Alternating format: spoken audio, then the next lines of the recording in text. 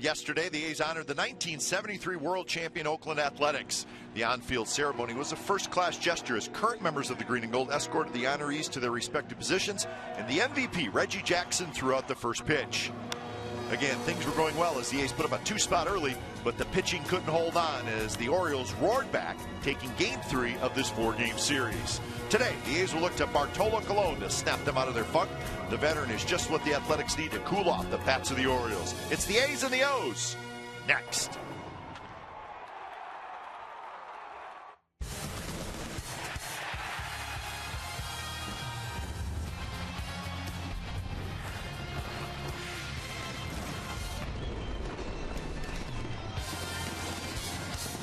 It is Little League Day at the Coliseum. Over 13,000 Little Leaguers and their parents on hand before the game.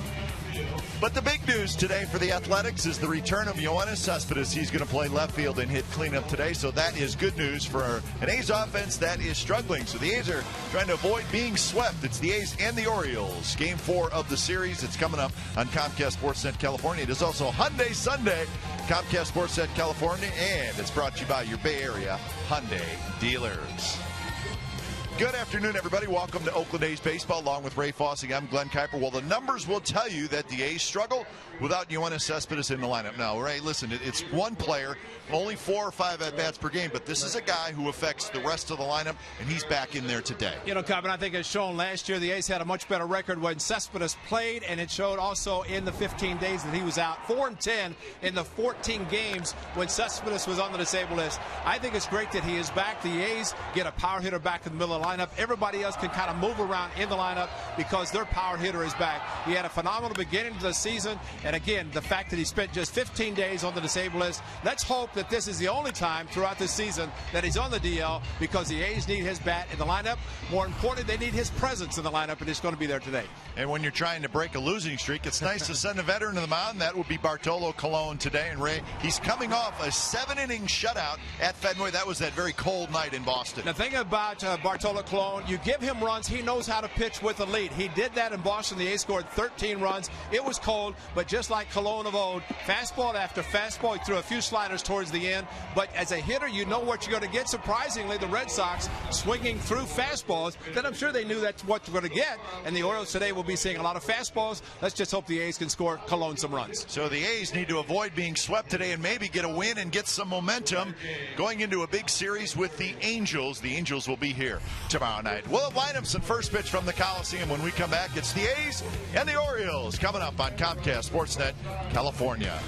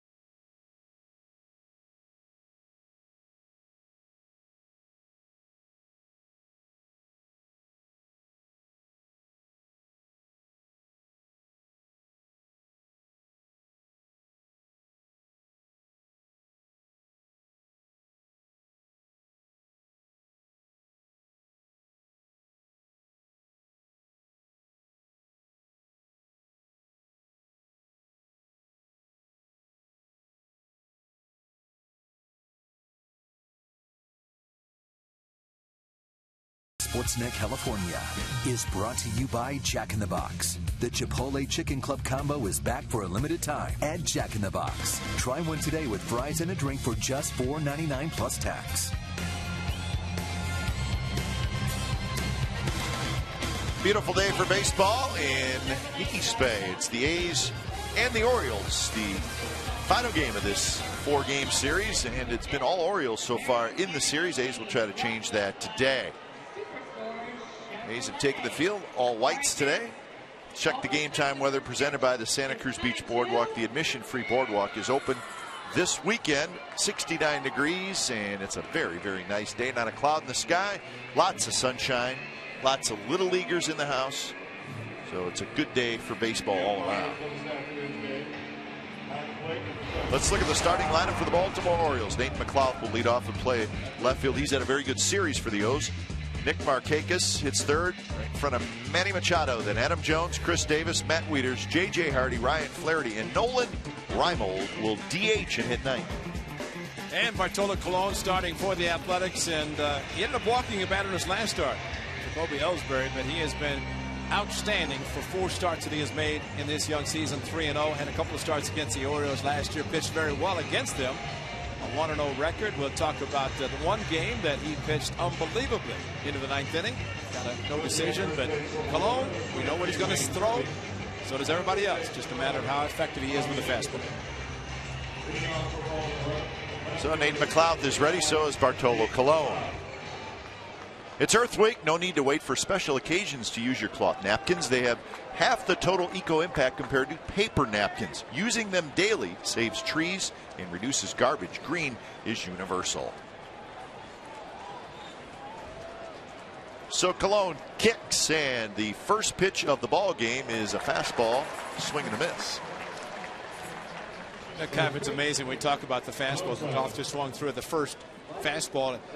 Colon does a good job. He must hide it, deception, something, because it's amazing the hitters how they swing and miss, as McLeod has done twice. And we're talking about a 90, 91 mile an hour fastball. And there is movement. He'll use both sides of the plate. Percentage of fastballs 90. Yep.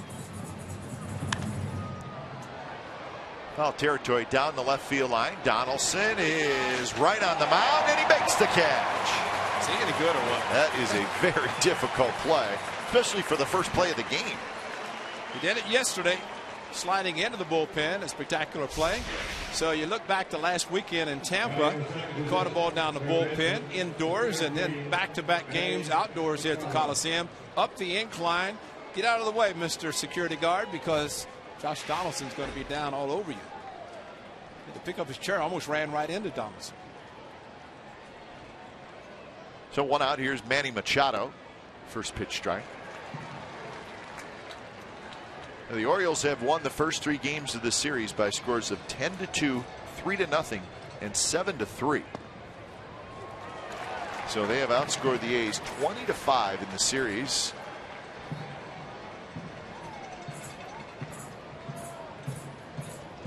Oh, 0-2 to Machado with Markakis waiting in the on-deck circle. Sogard gobbles it up, and that's out number 2.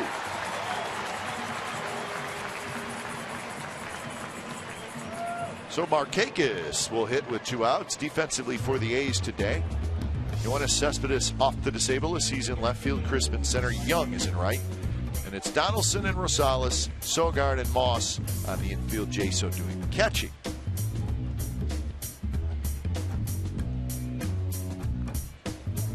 So Adam Rosales at short, Sogard at second. Jed Lowry was in the original lineup, but woke up with a little bit of a stiff neck, so Bob Melvin decided to rest him today. He could pinch hit if need be. So Lowry not in there today.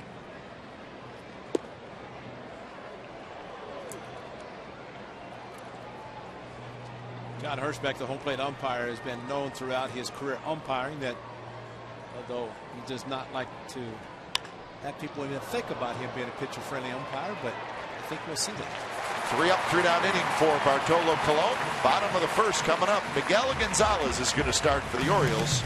No score after a half an inning.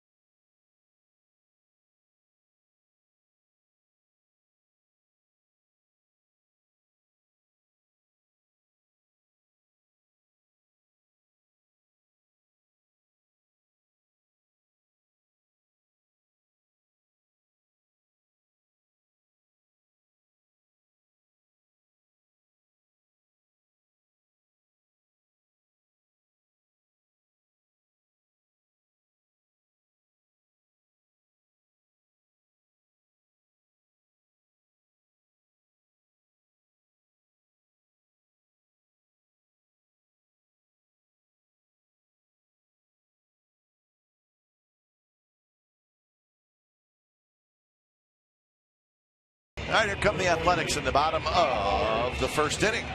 Let's check out the lineup.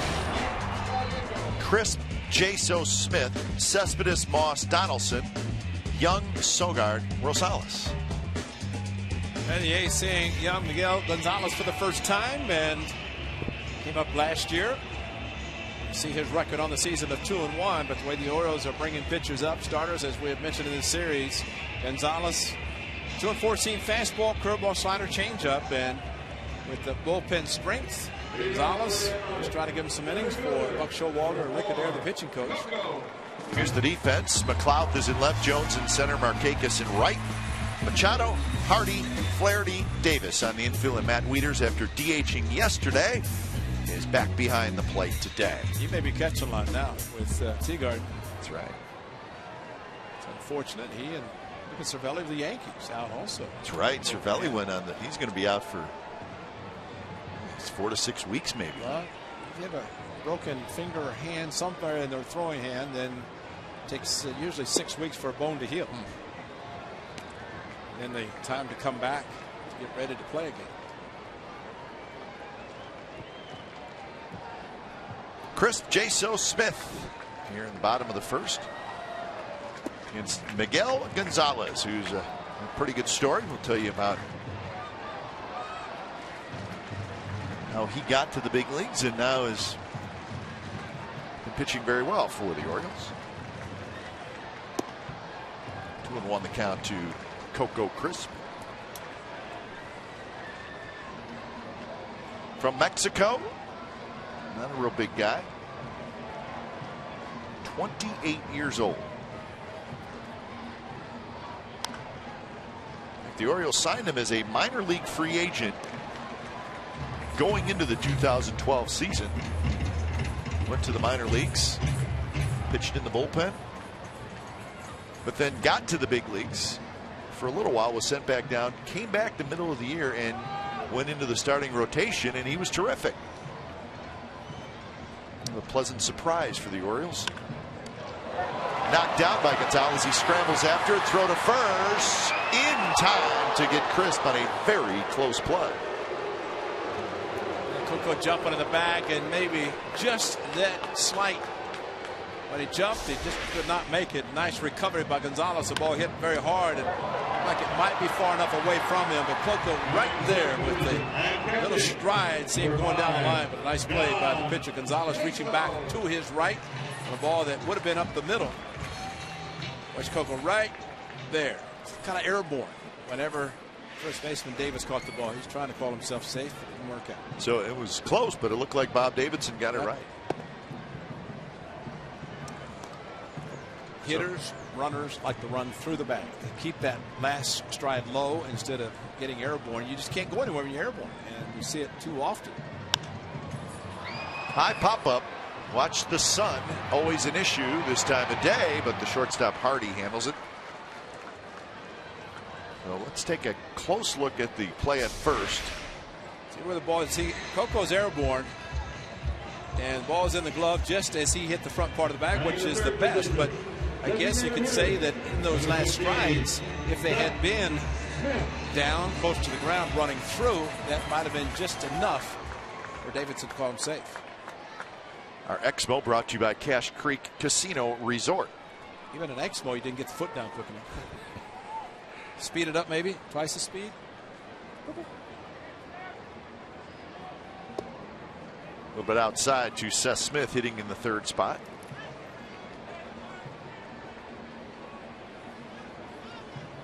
One for 7 in the series for Smith. Changeup from Miguel Gonzalez, and a good one.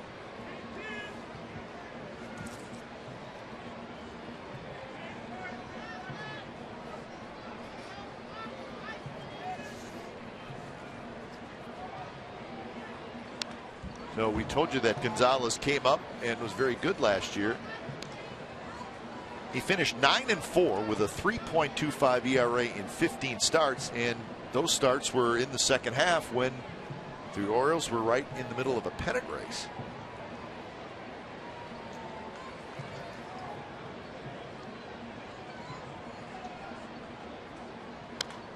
I think you and I a couple times said, hey, that Gonzalez guy is pitching for Baltimore. I've never heard of him before. He's pitching big games.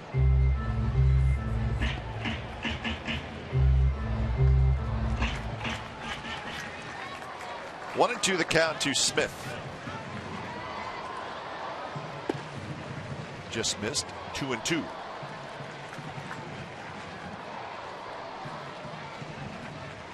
Smith has just 4 hits in his last 26 at bats.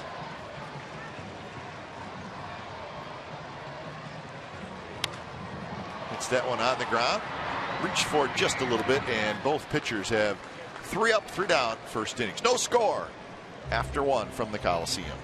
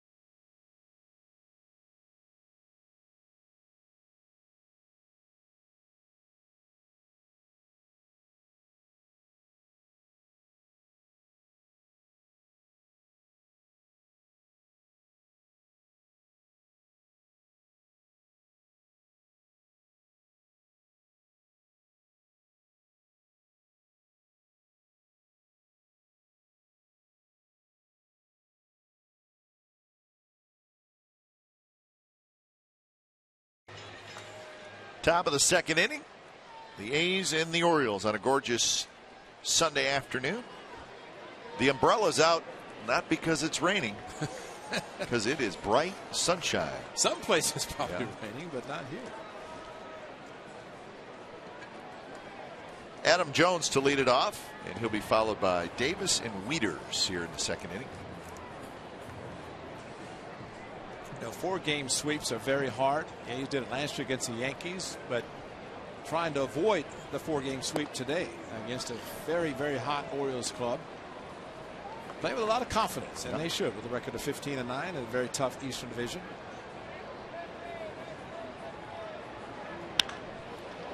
Orioles have won 5 of their last 6. And nice play.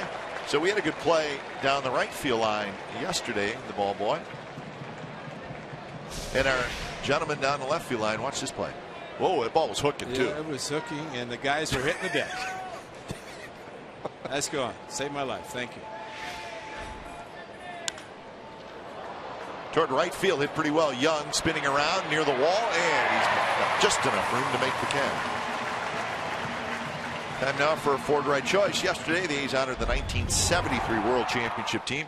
On-field ceremony included current players escorting the former players to their positions, which was a very nice move by the A's organization.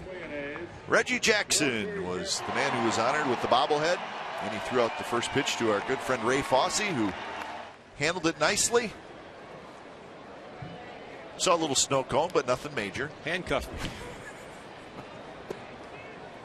Reggie said he didn't want to stand on the mound. He said, but if I'm on the mound, the ball is thrown down. He's afraid he's going to throw it in the dirt. And I said, I would prefer you throwing it down in that area versus where you did. Another 1.5 feet higher to hit me right in the chops.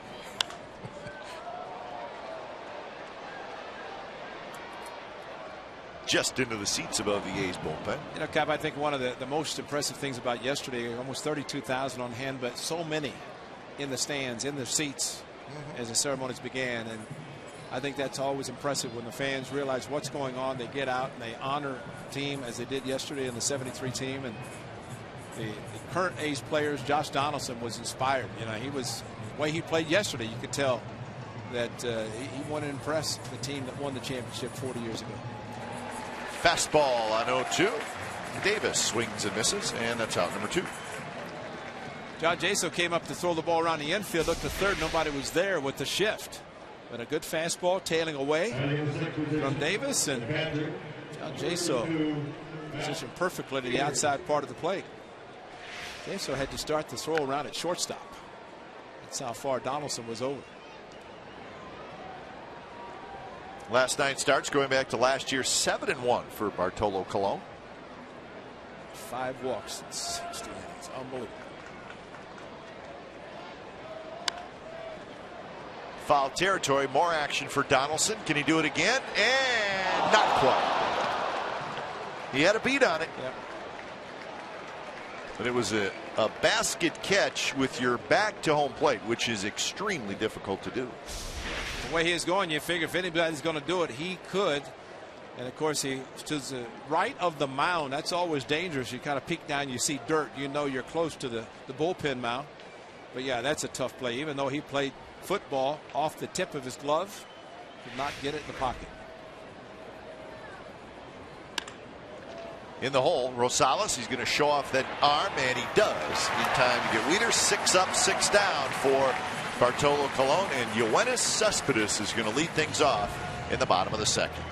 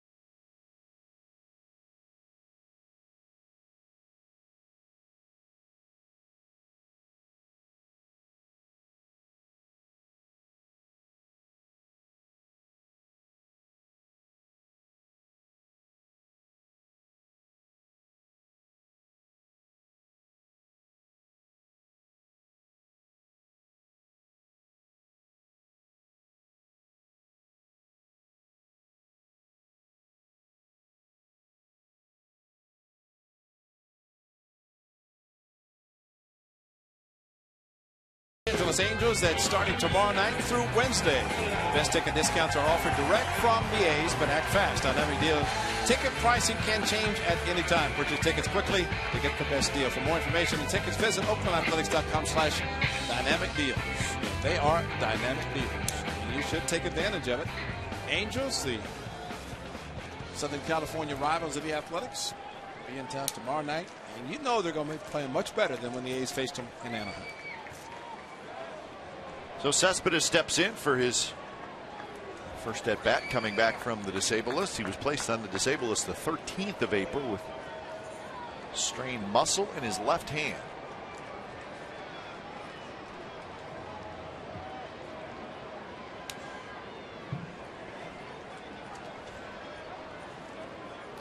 So the first pitch is a fastball for a strike. Again, we talk about the rehab assignment that players are allowed to, instead of coming directly to the big leagues after being on a disabled list, they can take a rehab assignment to the minor leagues, and Cespedes was able to do that. And that's always great for a player, pitcher or position player. And this is what happened, the slide into second base. He banged the right hand into the ground but rolled over. Watch the left hand. When he tripped, he slipped and then banged. He kind of hyperextended his left hand, left wrist, and was placed on the DL. Well, he takes some violent swings, so hands are always important for Cespedes. And 0-2 pitch right on the corner. Cespedes thought it was outside. John Hirschbeck thought otherwise, and that's the first strikeout for Miguel Gonzalez. And that's the guy you have to be concerned about that guy in the blue, named John Hirschbeck, because Chili Davis knows it. And this is the Tommy Cam. This is the pitch, and pretty good location, right on the outside corner. So one out, and Brendan Moss steps in.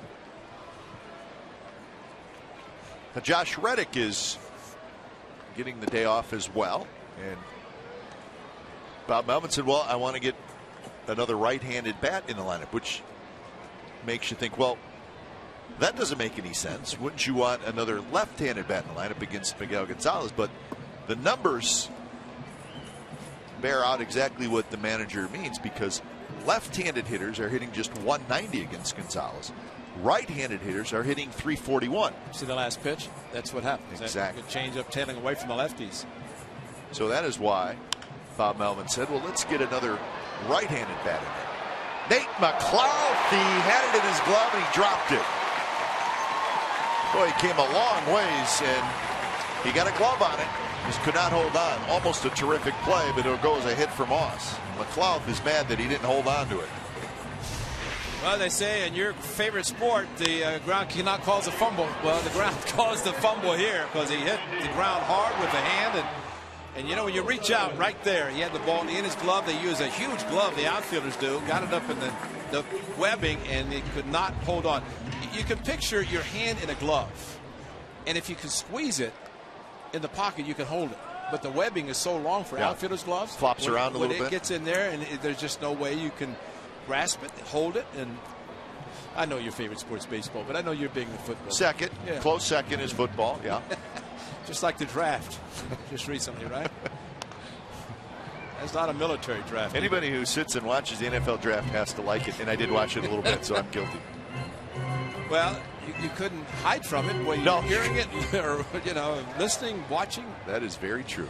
They're your numbers, Kipe, and they really very important numbers, and that's what managers, hitting coaches, everybody looks at when you try to put a lineup together for the manager, Bob Melvin, and he knows those numbers. Lefty Brandon Moss did get a hit inside out swing on a fastball.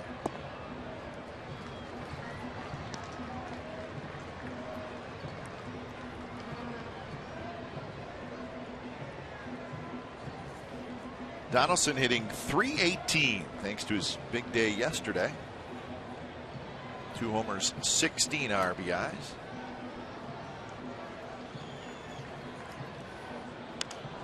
This one's popped up toward the first baseman, Chris Davis, right near the bag. He has it. Donaldson was 4 for 4 yesterday, and he made some nice plays defensively.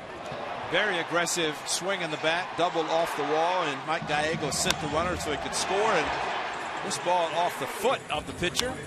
And then base hit up the middle, a high chopper. And might as well just complete it with a double down the right field line. Yeah, he had a huge day. And again, as we pointed out yesterday, we were talking about the aggressiveness of Donaldson. Just looked like every time at the plate he was going to get a hit, and he did.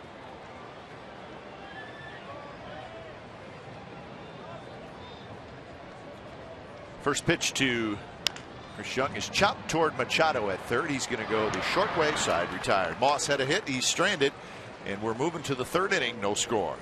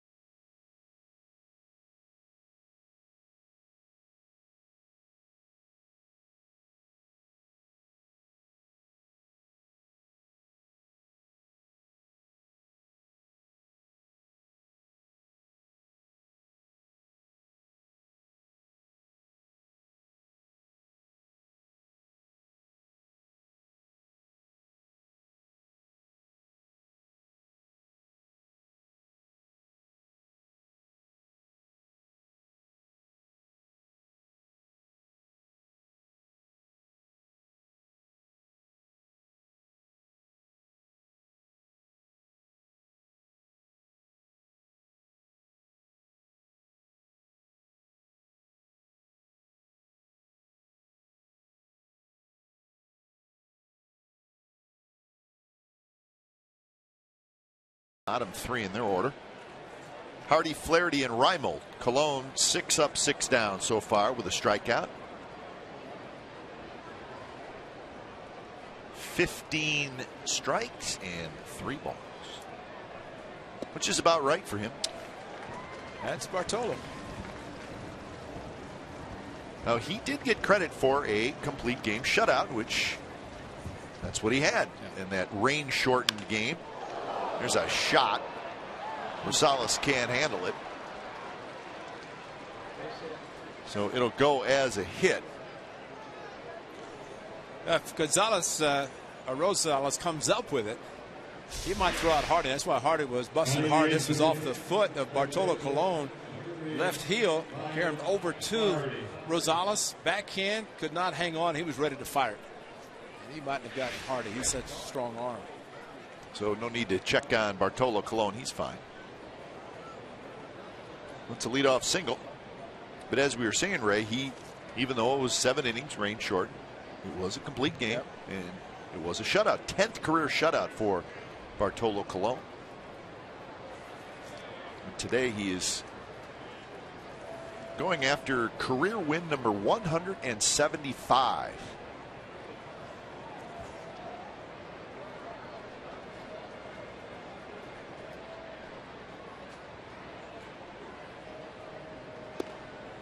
Strike outside corner to Ryan Flaherty.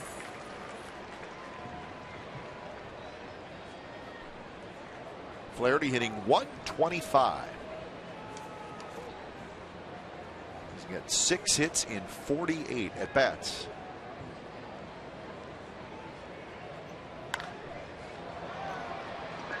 Into the high sunshine, Coco Chris coming in. He's got the glasses on and he makes the catch.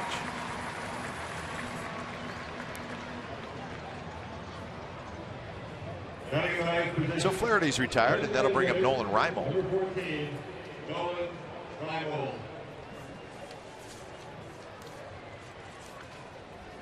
Doesn't happen very often where you see a designated hitter batting 9th in the lineup. I think you'll see it occasionally when you play a National League team and they just insert a hitter into that ninth spot. Exactly. It's good. Yeah, they didn't want to mess up the rest of the lineup. That's right. Reimold is 2 for 7 in this series. He's got a double. He's walked a couple times. Okay, if you look at the Orioles lineup, I mean, that's pretty much the way they have it set up, because 1 through 7, they actually 1 through 8 with Flaherty. They're not going to change that order. And if you don't have that big thumper DH, it's going to fit in the middle somewhere. That big thumper for the Yankees right now is Travis Hafner. Another home run yesterday. That's a perfectly suited stadium for him. What's fortune right field. And it's funny, we all know who the Yankees are missing, but it's the guys like Hafner and Vernon Wells and Overbay hit a home run today. They're playing really well. The Yankees won today 3-2 over the Blue Jays, a 4-game sweep. That's amazing. Of the Blue Jays at Yankee Stadium. 15-9 now, the Yankees record.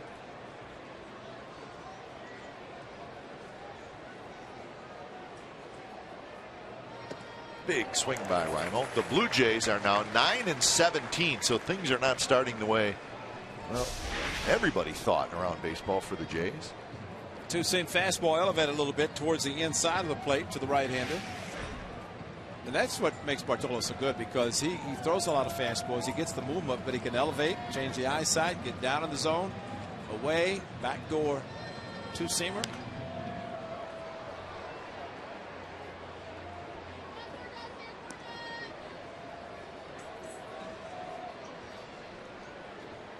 So 1-2 the count. Top of the order, Nate McLouth waiting in the on-deck circle. That Yankee game, Mariano Rivera got his 9th save. And I wouldn't bet the ranch that he's going to retire at the end of this year. He's pitching great. He keeps going that way. What else is he going to do?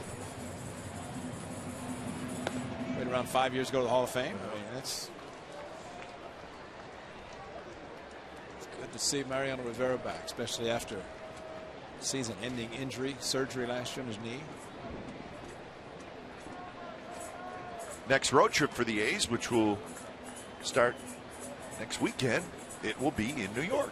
So we'll see those Yankees very soon. Boy, it'll be strange, though, playing the Yankees without, obviously, Jeter, but no Teixeira, no A-Rod, no Granderson.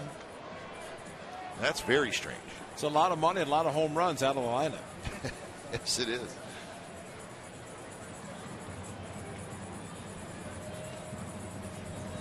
Runner goes, swing and a miss. Jaso's throw is a little high. Sogard reaches up, grabs it, and gets the tag down. So a very nice play by Sogard. Throws out J.J. Hardy, so it's a strikeout. Throw him out, double play. Check it out.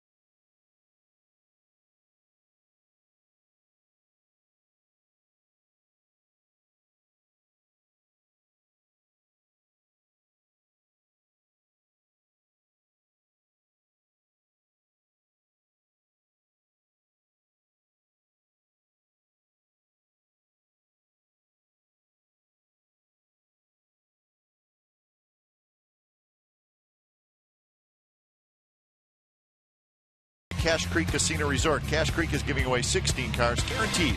Visit cachecreek.com for information. No score, bottom of the third. For the A's, it'll be Sogard, Rosales, and Crisp.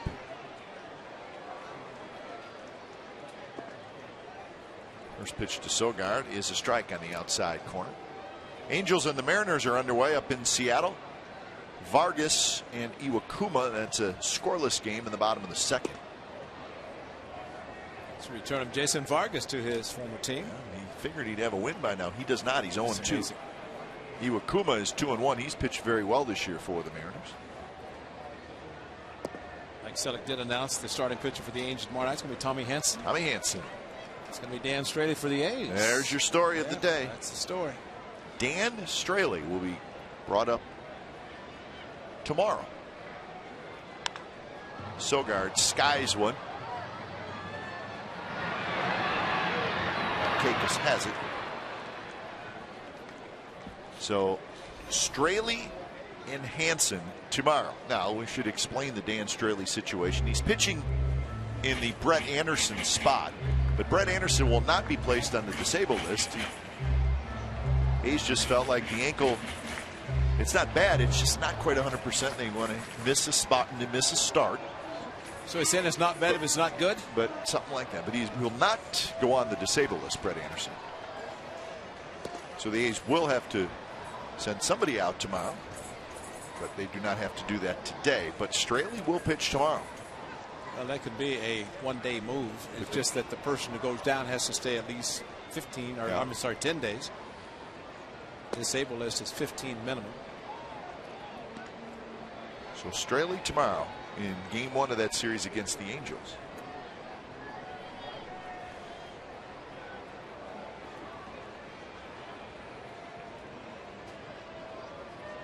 Adam Rosales 1 for 6 since coming back to the big leagues. I asked Rosie about the shot that he took off the left ear flap, and he said thank God for helmets. He said because the ear flap saved him, and thought he got it more in the temple, but it's a little bit higher in the crown of the head, but still dazed him. And he felt it when he hit the ground. It was a daze. It wasn't just Adam Rosales popping up. Definitely affected him, and turned away, got it, popped up, and he said right there he was dazed and felt it, but he turned his head just enough. And the new helmets, the hundreds that they're called, that's supposed to withstand a 100-mile-an-hour fastball, and he said it definitely helped him. Feels no effect, or felt no effect after the game, but man, it's scary. So what is the difference with the helmet? They're just a little thicker? Thicker, yes. And you know, remember last year, or maybe a couple years ago, they had some of the, and they were huge helmets, and guys wouldn't wear them. So Rawlings Sporting Goods developed a helmet that was, there's a certain term, and maybe Steve Vucinich could call up and tell us, but it's 100 is the back part, which means that it's supposed to be able, if a 100-mile-an-hour fastball is thrown, they're forced to wear in the minor leagues with double ear flaps, but saw them in Anaheim last year as they were fitting players. Rawlings came in, Jimmy Hughes came in with the prototypes, and they were fitting the players, and then the spring training is mandatory that all players wear those. But you can't tell the difference, except there is better protection, and especially against a fastball that's thrown that hard, which are very few and far between. But you want as much protection as you get. Rosie said it definitely helped him yesterday.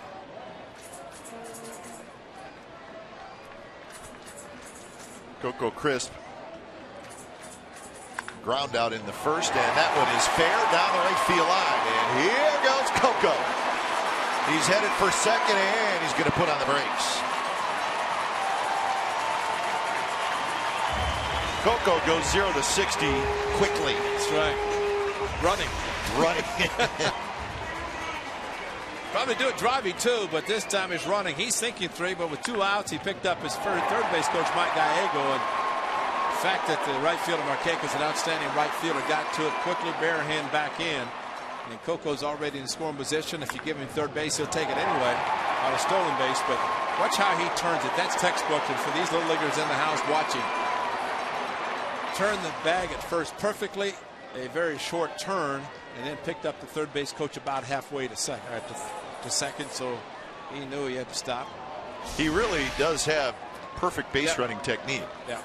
So he's looking at him right there. And that's exactly what you do. You do not break stride. You pick up the third base coach. Mike Gallego has his eyes on the ball, and he's able to put up the stop sign. Gags is good. As we showed yesterday, scoring Moss on the ball hit by Donaldson. Jaso, it's jammed a little bit into the glove of Markakis' side, retired. Crisp with the double. He is stranded, and we're moving to the fourth. No score.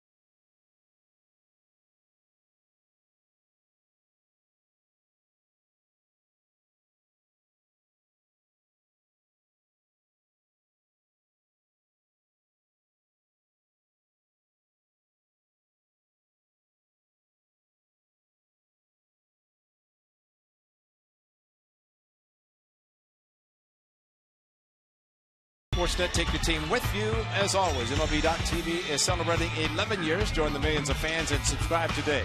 Watch every out-of-market game live online on your favorite mobile and connected devices in HD quality. And it is in HD quality. MLB.TV baseball is everywhere. And it is great quality. Okay, you got it on right now? Yep. No. On my phone. Top of the order for the Orioles. Bunt attempt by McLeod. Called a strike. 0-1.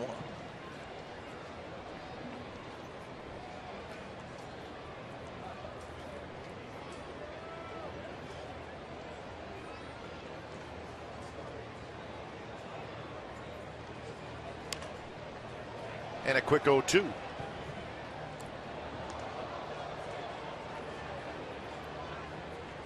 Just one hit for the Orioles in the first 3 innings. That was Hardy's infield single leading off last inning.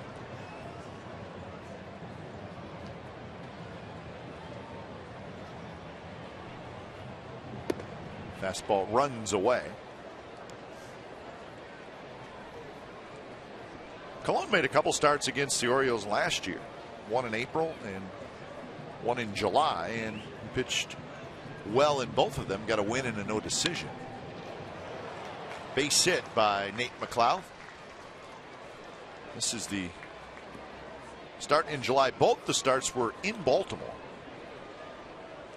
Well, the one in April we'll talk about, but in July he was also very good. Maybe his control was not what he wanted, but did not give up a hit with the runner in scoring position. And you're seeing some great fastballs thrown there. Kurt Suzuki doing the catching. You're seeing fastball bring it back to the middle of the plate. And Bartolo good as ever. You can see a little bit warm in Baltimore, as it usually is in July. The humidity. The game in April went 8 in the third innings. Remember that game? He gave up the 2 infield hits in the 9th inning. That's went out to right. pitch the 9th. Yeah. Made a throwing error, put runners at 2nd and 3rd. And then Balfour came in. Wieters hit the double off the left field wall. He was unhittable for 8 innings, and then he's ended up losing the game. The 2 infield hits and the one that he right. tried to field and threw wild to first and ended up being a second and third. But he pitched brilliantly, great against the Orioles. Young over. He's going to play it on a hop. McLeod full stop at second. Machado has a hit. 2 on and nobody on.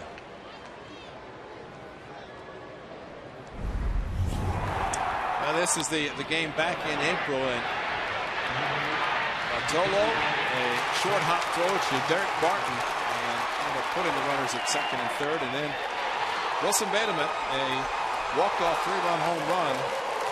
That was after leaders had tied the game in the ninth. So down 2-0, 3 outs to go. The A's end up losing 5-2. Well, that was one of those games where we sat there for 2.5 hours, and there was no question whether the A's were going to win the game or not. And then just like that, they lost. Yep. And we couldn't believe it. Well, and Bob Melvin gave Bartolo Colon the option whether to go out or not. He said, I'm fine. He went out and should have been able to complete the game. Markakis swings and misses. Donaldson in on the grass, as is Moss. Now Moss backs up. Markakis, the third place hitter, so he's probably going to be swinging away. Although you never know with Buck Showalter. You never know, and that's a great point, because that's why Bob Melvin has him there just in case.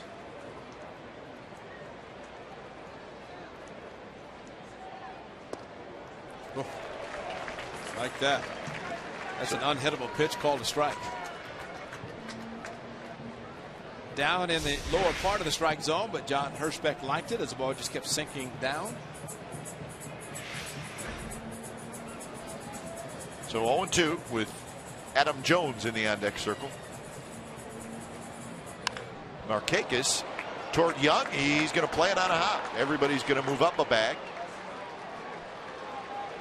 So an 0-2 pitch. Markakis pulled his hands in and got a base hit. Well, you know, the scouting report, maybe they were watching and saw that he likes to go inside with the 2-seam fastball, as we showed in one of the highlights from last July. He wants to go in. He's coming back, but Markakis did not let him. And Chris Young had to take the short hop on him, and not a bad idea, thinking that maybe if he doesn't catch it, a couple of runs are going to score, but does create a bases loaded predicament with nobody out. Jones hit a fly ball to right field in his first at bat.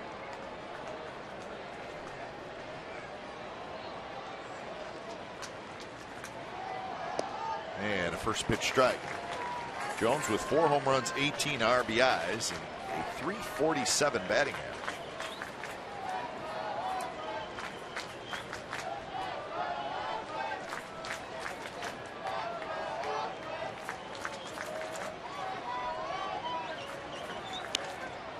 Another flare to right, and this one's going to drop. 1 run's going to score. They're going to wave home Machado. Now he stops. He's got to hustle back. So Jones with a bloop single that brings home McLeod. Machado was being waved home, but right at the last minute they put the stop sign up.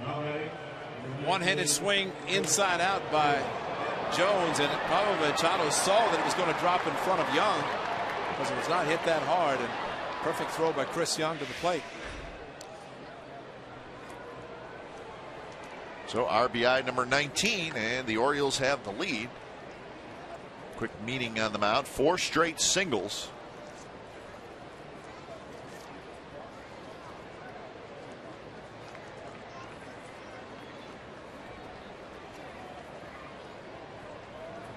This is the numbers this year, including this inning. So the second time has been the difficult part for Bartolo Colon.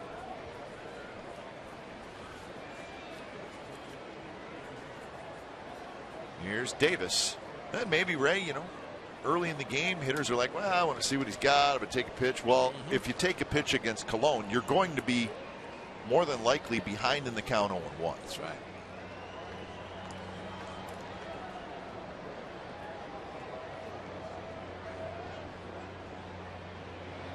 Way inside, and now Davis is sitting in the driver's seat 2-0.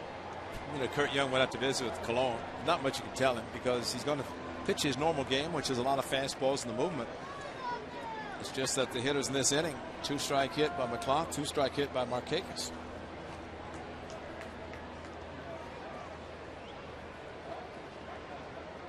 Machado, Markakis, Jones are the runners. There's our drive headed for the right field corner, fair. One hops the wall. Machado scores. Markakis scores. Jones to third. 5 straight hits for the Orioles, and they lead 3-0. So a 2-run double for Davis. RBIs 26 and 27. He struck out on a fastball at first at bat, but Davis this time gets the 2-0 fastball with a little movement, belt high, and he did not miss that one. A perfect pitch to hit, and he hit it perfectly to right field. Still nobody out in the inning. Infield about halfway for Wieters. Wieters drives one toward left. Cespedes, he's got it. Tagging is Jones. He will come in to score. So another sacrifice fly for the Orioles. Ray, that's 5 sacrifice flies in this series by the Orioles. Matt Wieters swung at the first pitch fastball in his eyes because of one reason. He knew he was going to get a fastball. Now batting. And got the fastball. Look at the location. Up and away. Actually a perfect pitch for him to go to the opposite field to bring in the run with the sac fly. But the fact is so far out of the strike zone, it's a hitter looking for the heater. He gets it, and once again a huge crooked number put up against the A's. Seen a lot of that lately. I was just looking back in this series alone. That's the 11th inning in which the Orioles have scored. 8 times they put up a crooked number. Wow. So yeah, the single numbers, single digits are just not in their vocabulary at this point. Cologne has it. He'll go to first. And Davis stays at second base.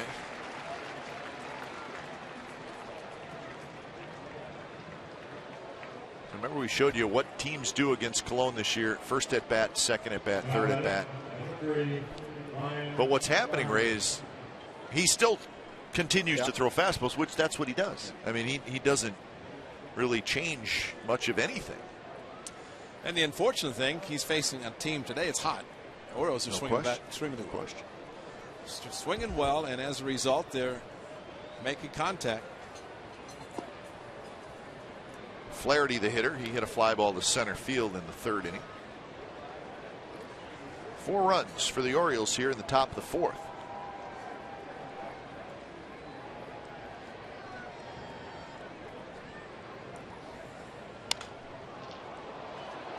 Cook goes back to his right. He's got it side retired. 4 runs on 5 hits. Bottom of the 4th coming up. It's the Orioles 4 and the A's nothing.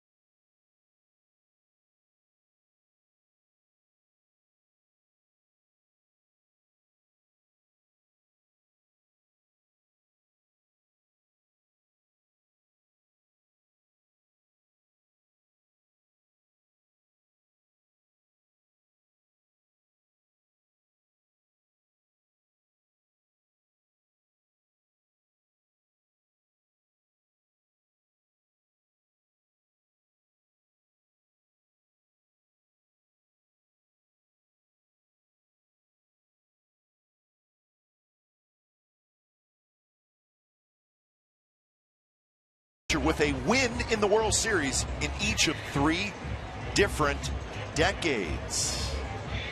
A win in the World Series in each of 3 different decades. If you think you know the answer, tweet us at CSN Athletics. Wow. Doesn't mean your team necessarily won the World Series. It means you got a win in a game.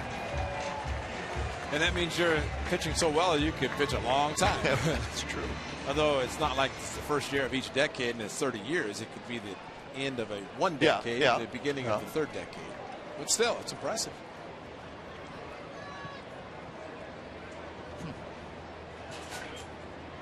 Smith to lead it off. First pitch outside from Miguel Gonzalez, who now has a 4-0 lead. That's a tough question. Well, there's a couple different ways to narrow it down.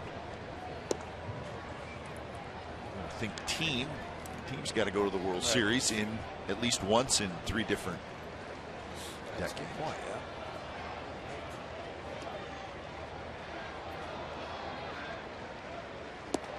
So it immediately you think of the Yankees, but I don't think of anybody who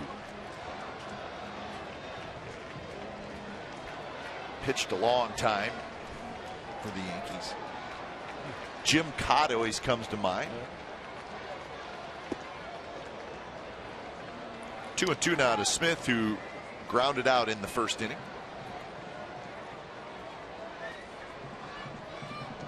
Jim Palmer pitching 83 for the Orioles. I don't know. He started in the 60s, so I don't know that he pitched that long. He pitched a long time. You got to think Palmer. The 66 and in the 79 for Palmer. And the Orioles, of course, trying to think other years. Because the A's beat the Orioles back-to-back years, 72, 73, 74, to prevent them from going to the World Series. So we knocked them out then.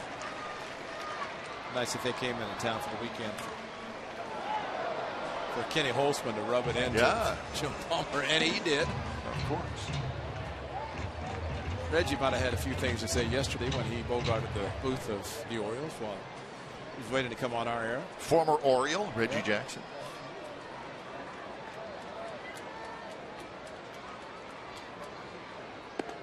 Now 3-2 to Smith. Cespedes will be next, and then Moss.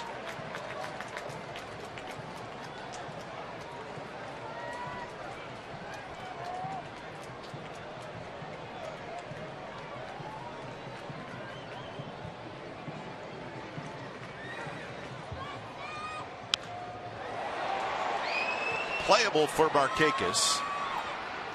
And that's out number 1. Log on to csncalifornia.com and click on A's In-Game Live. It's presented by Comcast Business Class to enhance the in-game experience on your computer, your smartphone, or tablet.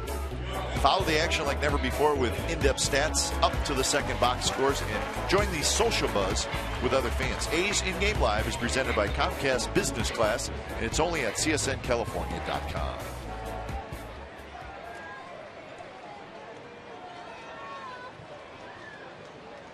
Cespedes steps in. He was called out on strikes in the 2nd inning. He only saw 3 pitches. Breaking ball. He rolls it foul. And even though Cespedes had the time in the minor leagues on his rehab assignment, we just have to still realize he's only human, and coming back at this level where he's facing big league quality pitching. Not to say the AAA River Cats do not face good pitching, but this is much different here. Key is for him to be healthy and be able to stay in the lineup, and eventually he'll do exactly what we all expect him to do, and he expects himself to do, and that's come up with some big hits. Well, he was on the disabled list last year from the 7th of May till the end of the month, so he missed about 3 weeks.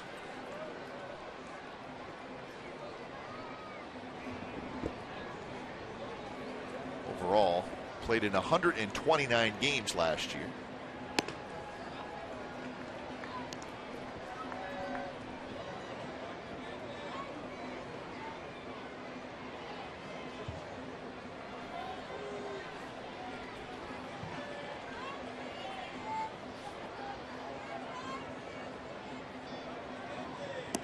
And a swinging strikeout for Cespedes.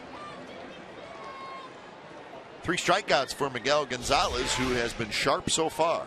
Well, you stayed away from the power hitter, and that's Matt Wieters' catcher, the veteran. And if you're a pitcher, and I don't care how long you pitch, you have Matt Wieters, 2-time Gold Glover, behind the plate. You go with your catcher, takes all the pressure, all thinking out of a pitcher's mind just to go with the man who does the most homework and has been behind the plate the most and knows the hitter's the best, and you just stay with it. Regardless of the catcher behind there, you just go with it. Moss swings over top. Cap, there's one thing that helps both pitcher and catcher right now, and that's 4-0 lead. Oh boy. 4 runs in an inning and changes everything.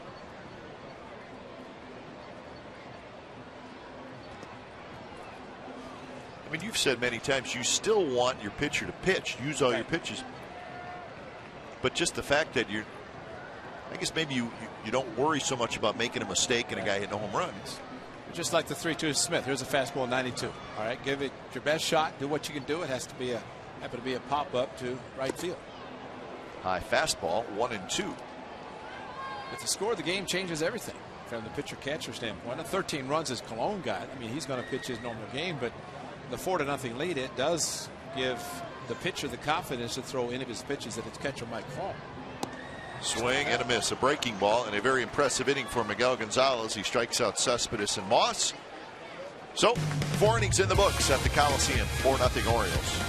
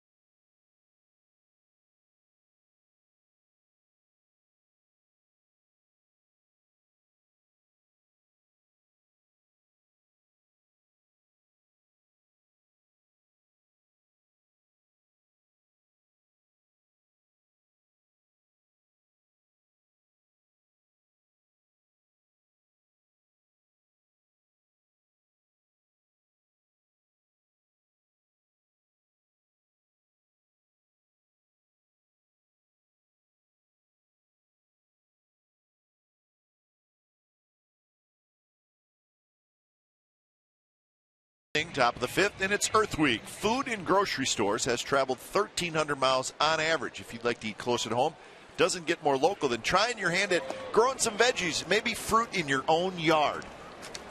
Green is universal. That's great, but the deer like all those things you plant if you don't have any way to keep the deer out of your yard. Seen them roaming around. And it doesn't matter whether there's food in the hills or not. They just say, hey, look at this house. They do. They will find the goodies.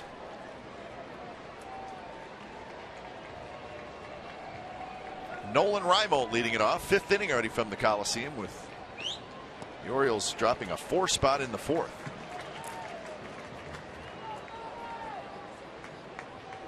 Angels and the Mariners still scoreless. Top of the 4th inning.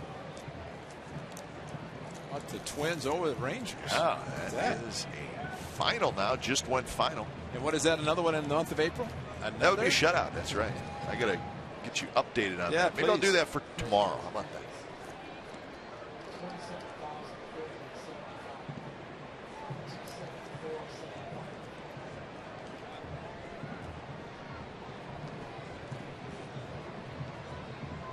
Is it going to take you until tomorrow to get this update? Got it. 5-0. Twins over the Rangers. It was Kevin Correa. Twins signed as a free agent. He went 8 innings of shutout baseball. Home run by Justin Morneau. So the Twins with the shutout, and the Rangers now 16-9 on the year. Well, it's nice for, if you're looking at the divisional play early in the season, it's nice to see teams that you know are going to be teams that you have to be concerned about, and other teams beating those teams. But bottom line, the A's need to play better, score some runs, and do what they did a lot of last year. You can only look for so much help, and it is early. A lot of people do watch the scoreboard and the standings and know the Rangers are leading the Western Division. Strike 3 called. Nolan Reimold strikes out for the second time.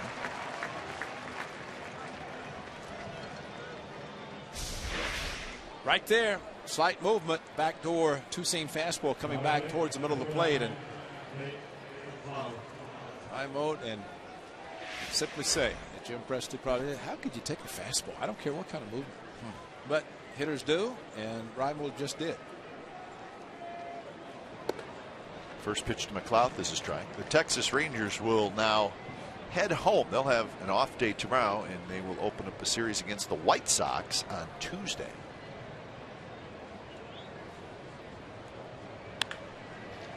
Diving is Sogard, cannot quite get it, and McLeod has another hit. Nate McLeod with 2 hits today. He now has 7 hits in this series. He's certainly done his thing. And remember, he didn't start one game. 3 at bats, 9 pitches, all but 1 have been strikes. And I think he's, after his first at bat, saw 3 pitches that popped up. A nice play by Donaldson, but since then, been aggressive at the plate, and regardless of the count, looking fastball and he's getting them. 7 hits now for Baltimore, and here's Machado.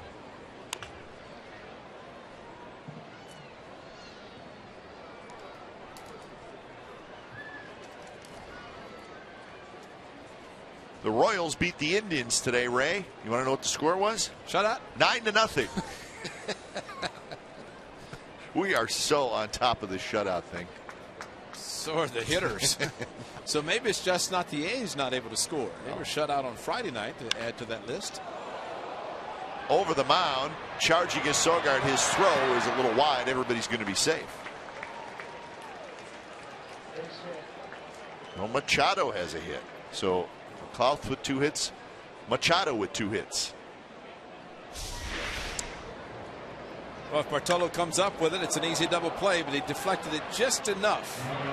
And Sogard, nice play. Sogard, bare hand, even better play by Moss, trying to keep his foot on the bag to catch, but also not have the ball get past him to allow the runners to advance. Machado, number 13, just couldn't handle it. So now it's the heart of the order. Markakis, Jones, and Davis. There is 1 out. Markakis slaps one foul.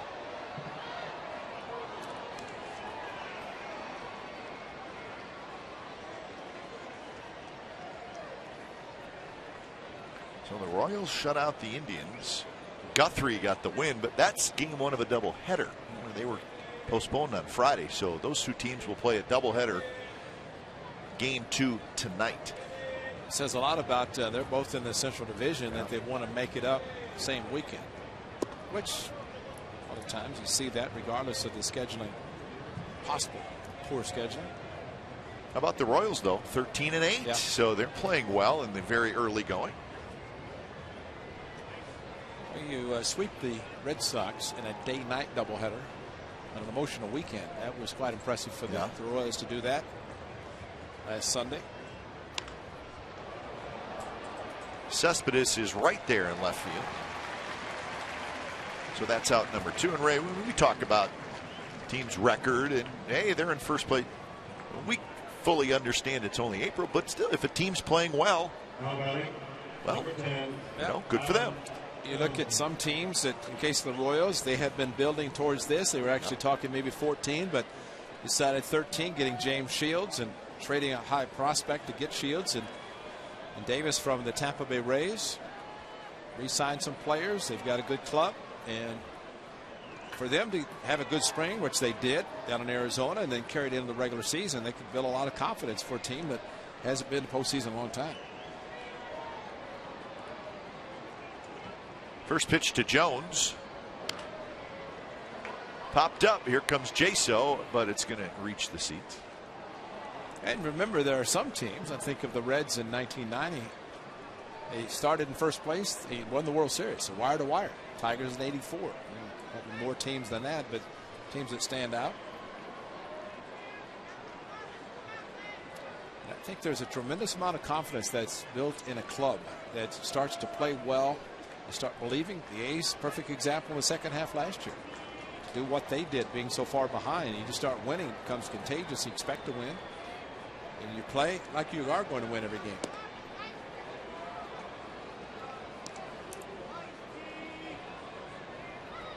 Jones had an RBI single in the fourth inning. He had a little flare to right field.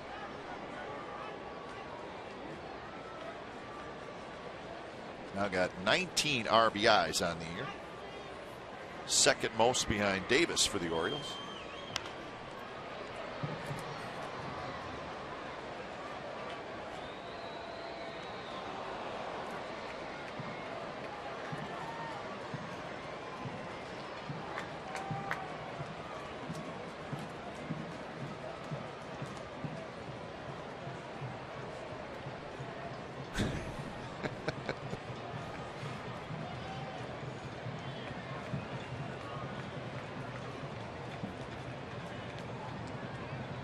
Pitch count 64 for Cologne.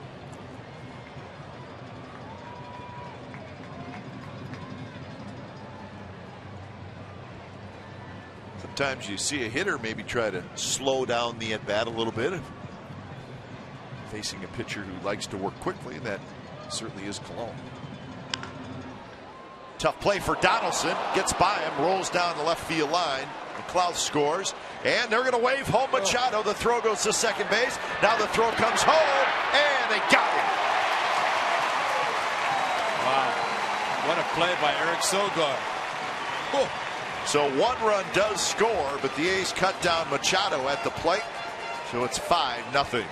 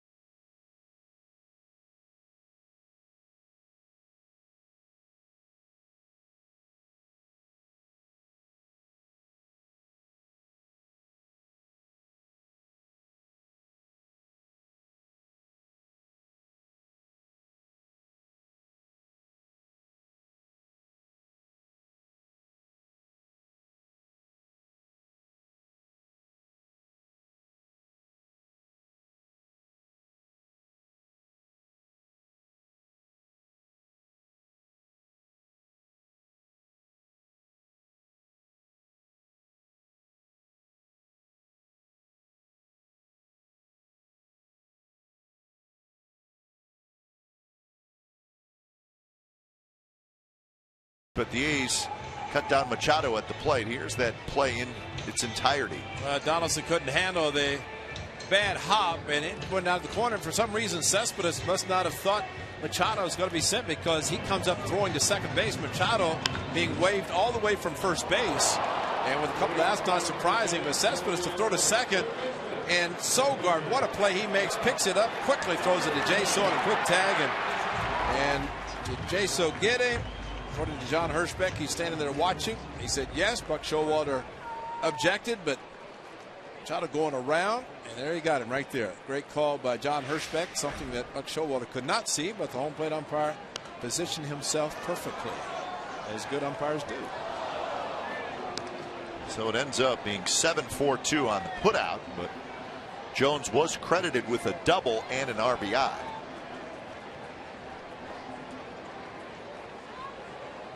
So Donaldson, Young, and Sogard. A's trying to get something going against Miguel Gonzalez. He's retired 8 of the last 9, including a 3-up, 3-down inning in the 4th.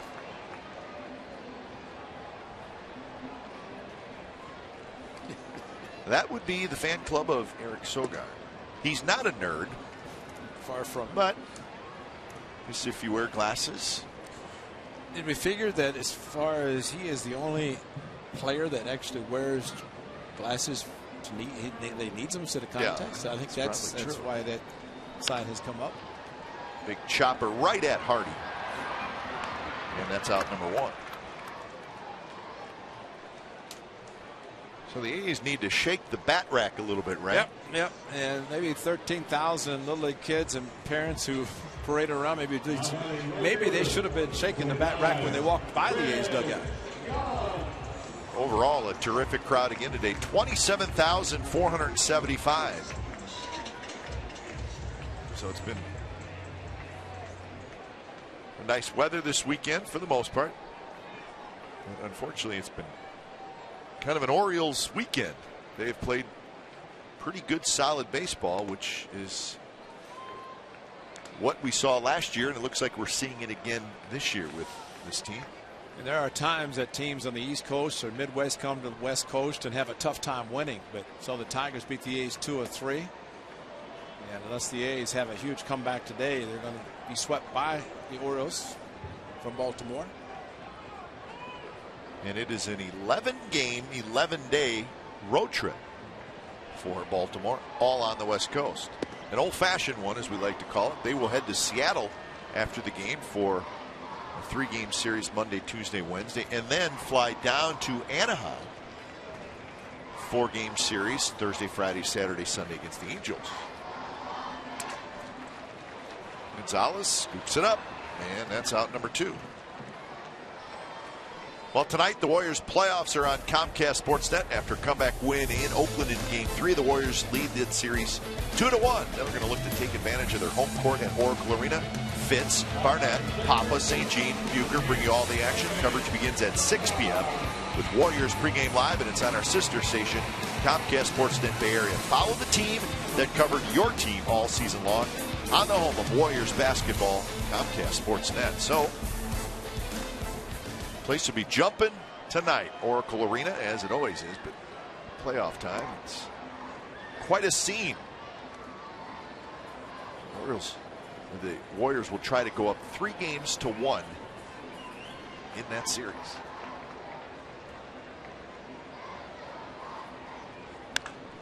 Sogard hits one very high down the right field line. It's going to be foul and into the seats.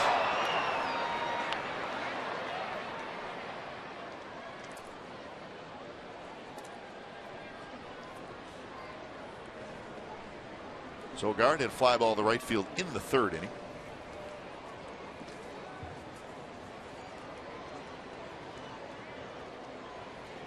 Ryan Cook heating up quickly in the A's bullpen.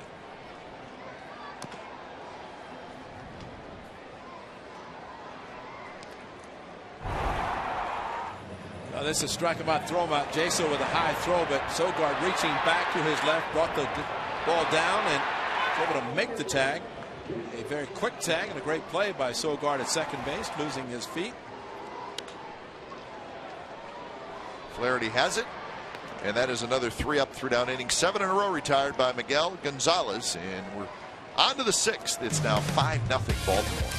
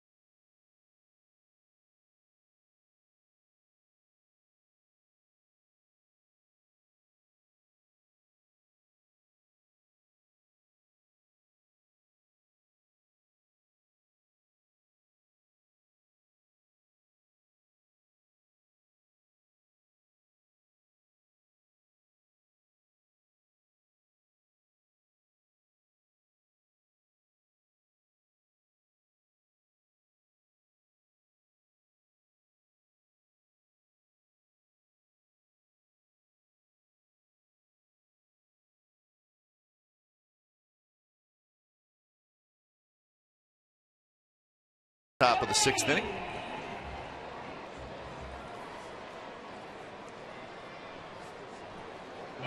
Davis, Wieters, and Hardy against Bartolo Colon. Orioles scored 4 in the 4th and 1 in the 5th. And that one is lined down the right field line, but it's foul. Now in those 2 innings, the 4th and the 5th, a total of 8 hits by the Orioles. 5 hits in the 4th, 3 more in the 5th. There's the youngster.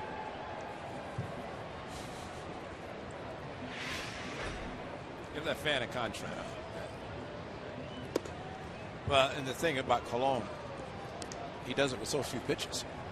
Gave up a lot of hits in those 2 innings, and the Orioles swinging early and often, and not surprised. I mean, they happen to be making contact and finding holes with the hits.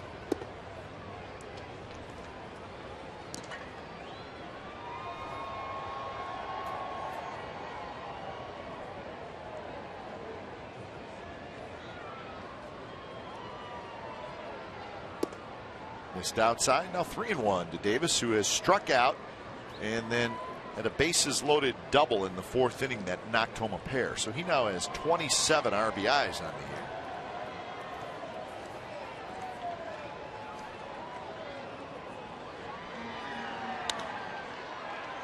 Into the shift. Sogard out of the grass. And that's out number 1. All right, we got our trivia answer, the AT&T trivia answer. Who is the only pitcher with a win in the World Series in each of 3 different decades? And it indeed was Jim Palmer. Got a win in '69, got a couple of wins in both '70 and '71, and he got a win in 1983.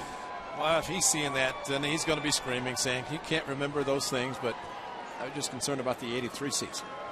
Teammates with the Hall of Famer Cal Ripken Jr. in his only World Series. There is Jim Palmer, the Hall of Famer. Can't remember all those things. Well, Reggie, enough history to remember right here in Oakland, right? I can't. Exactly. Well, Reggie said it. You know, yesterday we were showing the graphic. You know, guys did a great job putting all the stats. He said, "You need a couple, 2 or 3 more pages, don't you?" Reggie was probably right. And so was Palmer. Palmer would say the same thing, probably. Right at Young, so that's out number 2. All right, we're doing this for the big right-hander. 19 seasons, 268 total wins. He's proud of that. No grand slams. And he should be. And every time I see him, he's talking to somebody. He said, "Well, Ray hit a home run off me, but Don Buford had it in his glove and dropped it over the outfield fence in Cleveland." I know, Jim. I don't believe that matters. Still counts as a home run. I don't believe there's an asterisk next to that home run. No, there's not. But he remembered. Tough hop for Rosales. He stays with it. Throws out Hardy, and a 3-up, 3-down inning for Colon. Bottom of the 6th coming up. It'll be Rosales, Crisp, and Jaso. Work to do for the A's. They trail 5-0.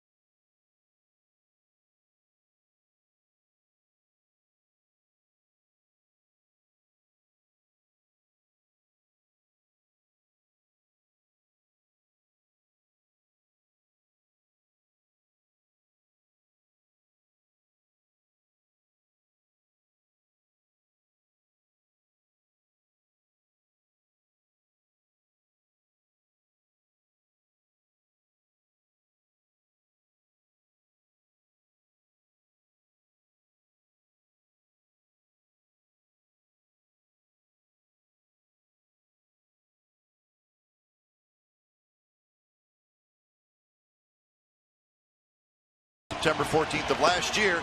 Derek Norris throws out Xavier Avery from the Orioles to end the game. Baltimore was threatening in the 9th inning. It was a one-run game. Pennant race was on, and it was a huge play. Stephen Drew applied the tag, and it was the great shot of Derek Norris. Doing the lumberjack scream. A's won that game 3-2. That was a big one. Yeah. That was a very, very big play. And also threw out a speedy base runner for the Dodgers when he first joined the club. D. Gordon? D. Gordon, yeah. exactly. Good rememberer there, Kite. That's all I got. It's my Dodger history goes back 1 year. Well, as expected, got a note from a good friend, Steve Lucinich, about the helmet that Adam Rosales was wearing yesterday that helped him protect him. It's called the S100. S as in Sam, 100, worn by all the players. And while it's perfect. Rosales will be at second with a leadoff double here in the bottom of the 6th inning. Hanging breaking ball, no chance of that ball running up and in on him, but the S100 helped him yesterday, and the bat helps him hit this hanging, looked like an off-speed pitch, some sort of a change-up, something that stayed up. Thought it was maybe a hanging curve, but it was soft, it was hit hard down the corner, and the A's can start from bottom of the order with this leadoff double and do something with it.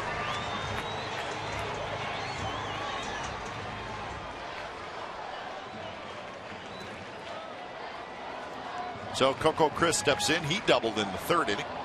3 hits now for the A's.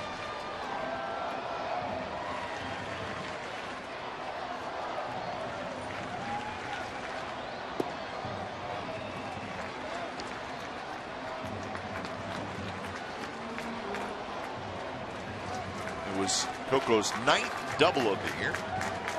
He's got a triple and, of course, the 5 home runs. So a lot of extra base hits for Coco Crisp in the early going.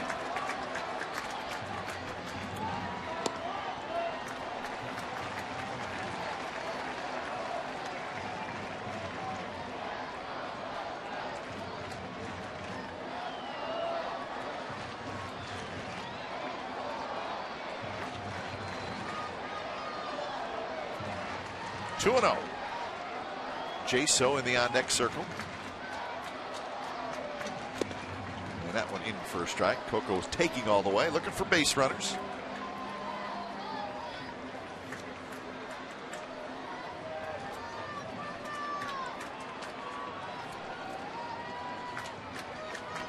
.70 pitches for Gonzalez, so it's not a bad pitch count. He's in decent shape. Nobody out yet here in the 6th inning. And I think just any kind of scoring for the Athletics might help boost their confidence offensively and try to put together some hits and try to put up a crooked number after the Orioles did it a couple of innings ago.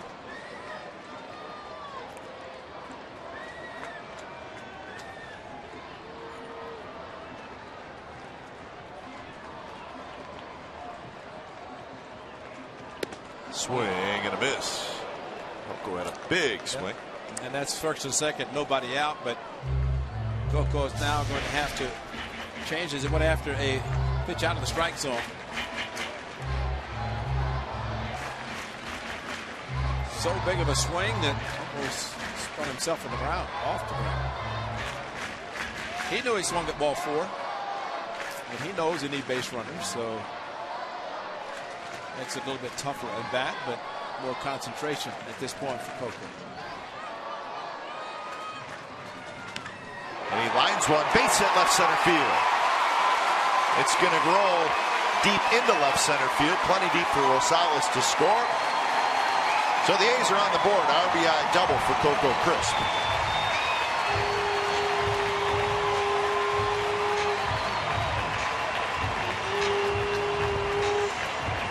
Great hitting, great base running by Rosales to make sure the ball went through, and actually Coco swung at ball 4 but got a better pitch 3 and 2. They hit it right over the head of Hardy, and his speed again turning the base at first, a bag at first perfectly, and coached it into second base. But Rosales stopped, going back in left center. You're down by 5. You don't want to be doubled off. And Rosie's able to score easily, and Coco replacing him at second. Another runner in scoring position. So Jaso steps in 0 for 2. Pitch is high. You know, you might see Coco try to steal third. Textbook base running. And these young kids watching this, and that's the left foot hitting the bag, pushed off, and to be able to fly it into second base, that is textbook. All those kids watching that, it's how I run the bases. That would be the best way to run the bases. Helps to be fast too. Wow, that's and hit a ball. Helps to be really fast.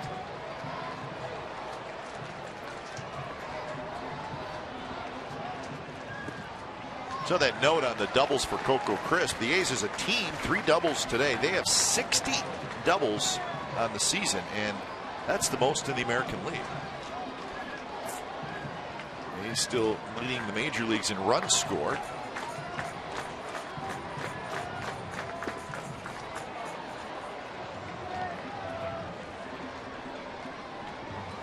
Chili Davis, I think, an excellent hitter, as we talked about, but his approach for his hitters as a hitting coach, I think, is brilliant, and just a matter of the hitters applying a lot of information he gives.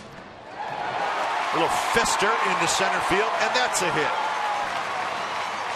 Coco will stop at third. Chevrolet is driving more value this season with Chevy Free Parking Tuesdays. Park for free at select Tuesday home games and get a ticket to the game for only $4 while supplies last. To act on this special discount, purchase online only at OaklandAthletics.com/Tuesday and use promo code Chevy. Free Parking Tuesdays driven by Chevrolet. One of the things that Chili Davis said, and again, I think from a hitting coach's perspective, they get all the information, and this is a third at bat for John Jaso. Pulls the hands in, gets a base hit up the middle on a 2-1 fastball. And Chili said you go into a game with a game plan. The game plan lasts 1 at bat. When you think about it, that first at bat, you have a game plan, but as the pitcher changes his approach, you change your game plan. And the third time through the batting order for the Athletics, it's possible with the conversations that maybe Chili has noticed something, the hitters will notice something. And it didn't work the first time, but maybe the second or third time through. And in this particular inning, 3 consecutive hits for the A's. And I think, as Reggie said yesterday, it's always the pitcher who has the pressure. The hitter should never think he has the pressure on himself. It's on the pitcher to get you out. Swing and a miss by Seth Smith. Smith is grounded out and flied out. So 0 for 3, or make that 0 for 2, excuse me. But I think what the A's were looking for yesterday in the 9th inning to see where the A's rank offensively. Means a large part to that man there, Chili Davis. Works hard with them, but the A's yesterday in the 9th inning loaded the bases. Down the left field line, McLouth is going to get a glove on it, and it pops out of his glove right in front of the bullpen. Coco was set to tag up and score. Jaso was also tagging from first to go to second base, but McLouth, a very, very long run, especially with a left-handed hitter playing over in left center. But, you know, yesterday the A's bases loaded. And again, I think Chili said it best. Whereas the club had been getting singles and doubles and walks, it seemed like some of the guys were just trying to hit home runs instead of just keeping the inning going. That's what the A's need to do in this particular inning.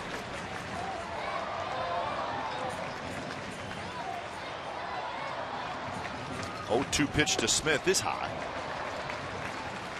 You have to have a Hyundai Sunday big hit by Seth Smith. Well, this is a pretty good opportunity to get just that. Nobody better than Smitty last year on Hyundai Sundays.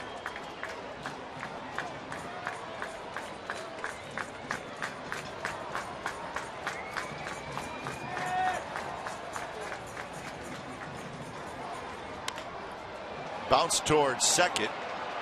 And the Orioles will get the out at second. A run comes in to score, so it'll be an RBI fielder's choice for Seth Smith. His 11th run batted in, and it's 5-2. Like he's trying to hit the gap between first and second with a ground ball to keep the inning going. Nice play by Flaherty and a nice stretch at second by the shortstop Hardy. So a couple runs in for the A's here in the bottom of the 6th.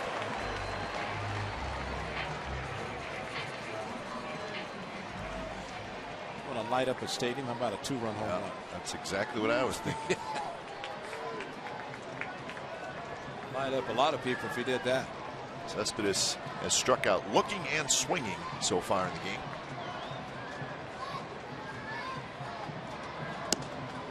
A little bit outside.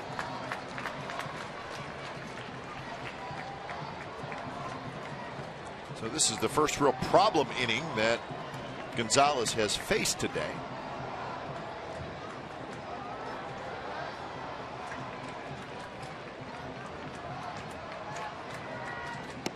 Missed again, 2-0.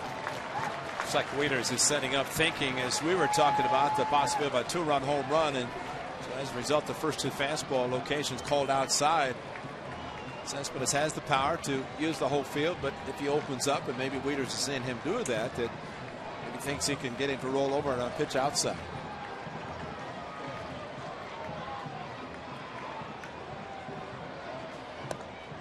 Not close, 3-0. Moss will be next.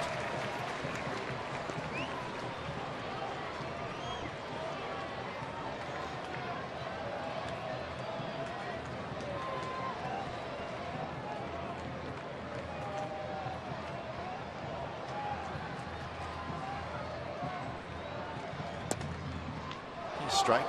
Didn't have to be. No. John Hirschbeck calls it a strike. Again, a 3-0 fastball outside corner. According to John Hirschbeck, it caught the corner, and Wieters had to move, and that's questionable. Wieters set up in the middle and had to reach to his right. It looked like it might have been off the plate, but maybe that ball extension that umpires seem to be able to give certain pitchers. Cespedes had a good swing there. That's probably his best swing of the day, and he fouled it back.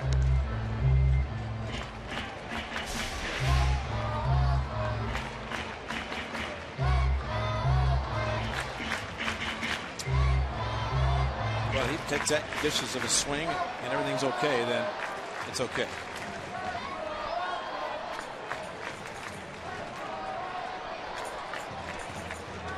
So full count. Smith, the runner at first. He's not moving, and there's a shot. Center field. Jones coming in, and he'll short hop it. So Cespedes has a hit. That's 4 hits in the inning for the A's.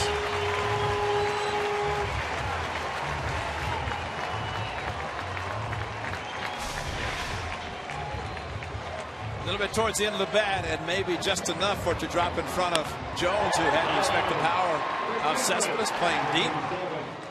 The foot down, solid swing, and enough top spin to drop in front of Jones.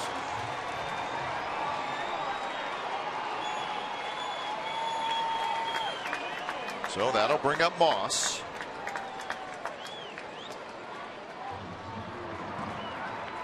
Action for the Orioles. It's Troy Patton, the left-hander.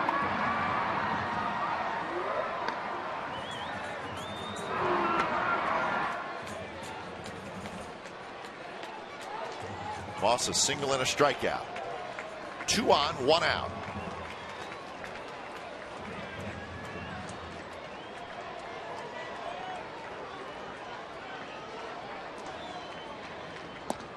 Just inside.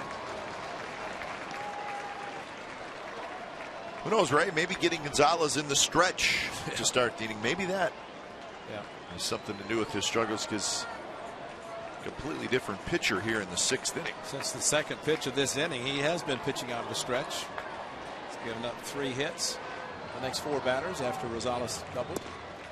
Missed again, 2-0. I'm glad that pitch wasn't called. It was down close to the knees, but down out of the strike zone, and Brandon Moss good at taking it, just did not want to get the help from the umpire.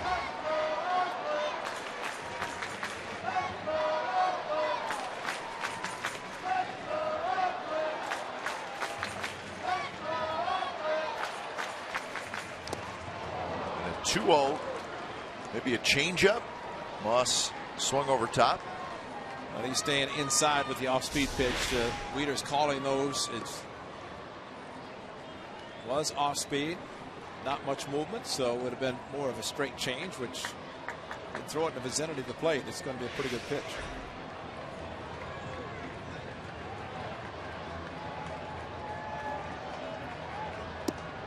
Not close. 3-1. Couple of right-handed hitters to follow, Donaldson and Young.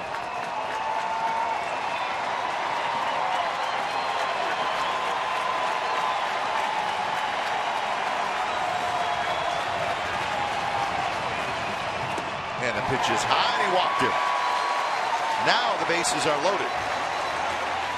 Kind of in this inning alone, just watching Coco swinging a pitch out of the strike zone, 3-1. Cespedes going after 1-3-1, but Brandon Moss just keying down and making sure the pitch is down, or was down. It was high, and they took it easily to load the bases. And so the A's have the base runners they've been looking for.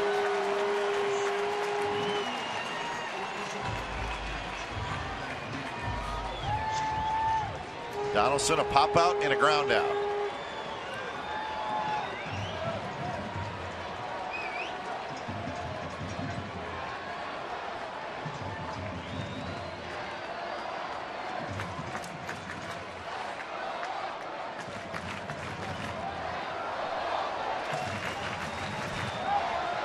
Seven pitches this inning for Miguel Gonzalez.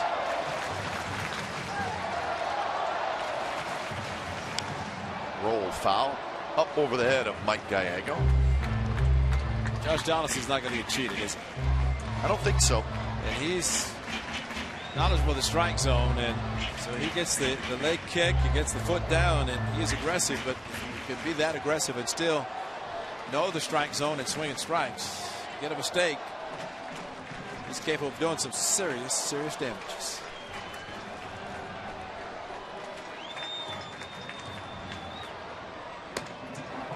High fastball. So 1-1 to Donaldson. The A's have scored twice here in the sixth. That's aggressive, but that's also a good take on the check swing. He was ready to hit, a little bit too high.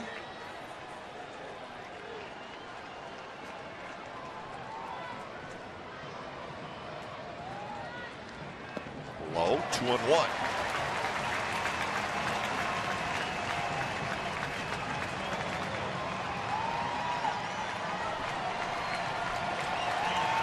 The gentleman in the bullpen, Troy Patton, looks like he's ready.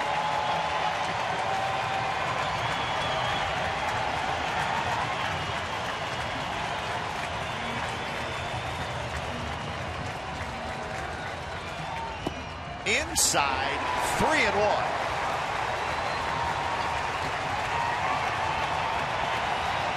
Pap, I think he can sit fastball. He's gotten fastballs the last three pitches, and they've been off the plate. One high, a couple of inside. So Josh Donaldson just needs to be disciplined enough and aggressive enough to get a pitch that he's looking for.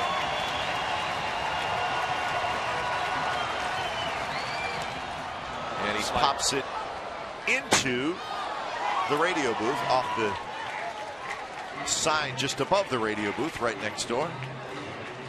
That was a gutsy call by Matt Waiters. Throw him a slider after missing with three fastballs, and even better for Josh Donaldson to get the slider and foul it back out of play. Gives him another swing.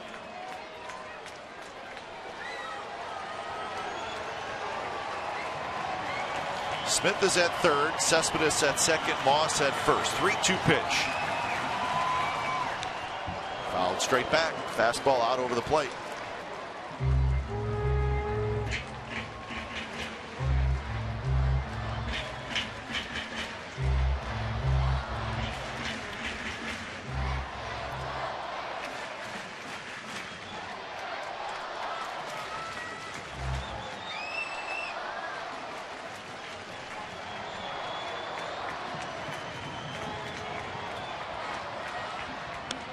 Foul back. High fastball. Too close to take, probably. It looked like it may have been a little up. Donaldson can get some plate coverage. Yeah. And, just going back to yesterday in his four at-bats, and the aggressive approach was very, very good for him. For any hitter, he's showing it.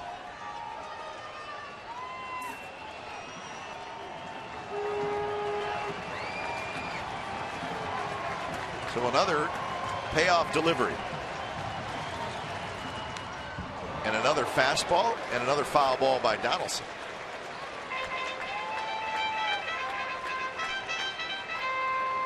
Angels have taken a 1-0 lead over the Mariners in the top of the 6th inning.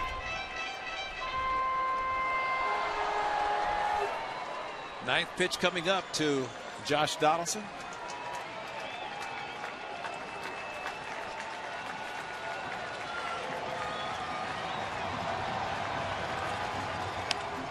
And there's a shot, base hit. It's going to go to the wall. 1 run scores. 2 runs score. They're going to hold Moss up. Donaldson comes through again, and we got a 5-4 game.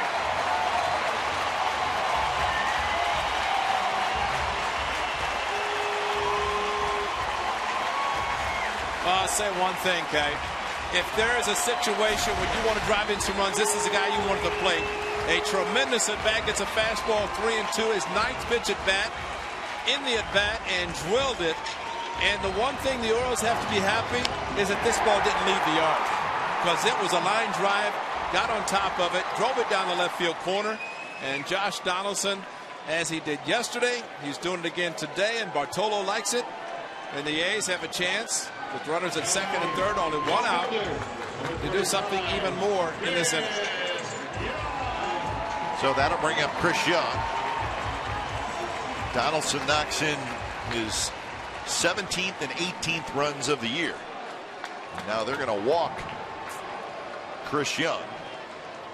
And the left-handed in the bullpen, this might be an intentional walk to bring him in, because what Bob Melvin had done with especially Josh Reddick on the bench, if there was a thought about pinch hitting him, then Patton would have come in to face him lefty on lefty. But Josh Donaldson, 12 hits in his last 22 at bats. Well, Gonzalez kept throwing him fastballs, so I can't imagine he was looking at anything else when the count was 3-2. The impressive thing, he threw him 1 slider and a 3-2, and he fouled back and then went to 3 fastballs. That's what was the impressive part. That he's got to be removed from the game after the intentional walk. Chili Davis is going to talk to Eric Sogard about the relief pitcher coming in. So when it's time for a change, think Speedy Oil Change and Tune-Up, your oil change tune-up and smog experts.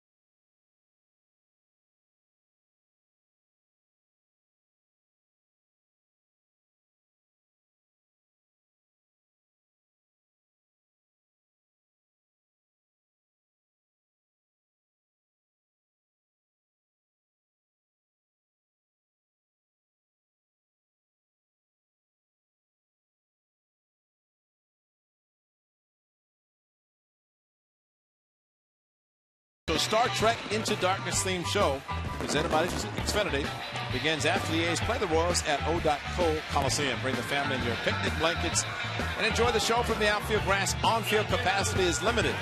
Tickets and information go to oaklandathletics.com/fireworks.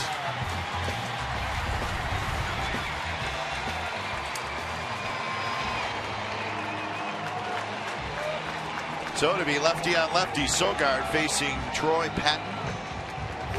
Patton pitched the first game of the series. Sogard was removed for a pinch hitter. Rosales pinched hit for him, but did pitch a couple of innings, gave up a couple of hits. Sidewinder. There it is, and that's what Chili Davis probably was telling him. Just dropped down. Well, Gonzalez could win it, he could lose it, he could get a no decision. He completely fell apart here in the 6th inning. And a quick 0-2 to Sogard, that one on the outside corner. It's almost just trying to figure out the delivery by this lefty, and by not facing him Thursday in the first game of the series, he's seen it for the first time. 0-2 pitch is hit the shallow left. McLeod coming in. He's got it, and everybody will stay put. So Sogard not deep enough. So Patton gets a big out there, and now he's got to face the right-handed hitting Rosales. Now batting, shortstop, number 17,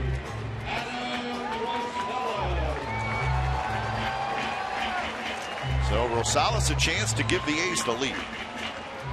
Moss is at third, Donaldson at second, Young at first. 4 runs are in here in the 6th.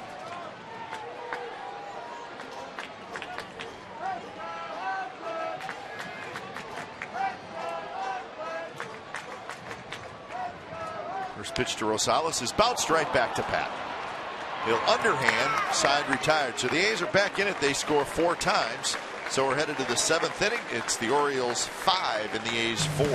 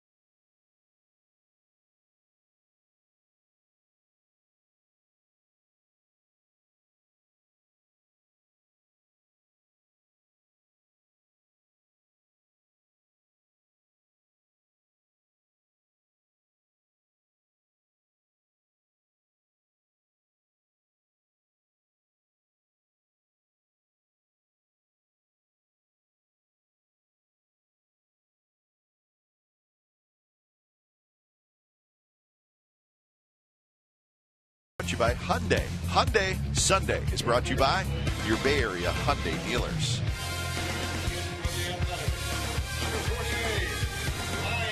Well, the A's are back in it with a 4 spot in the bottom of the 6th inning. So 5-4.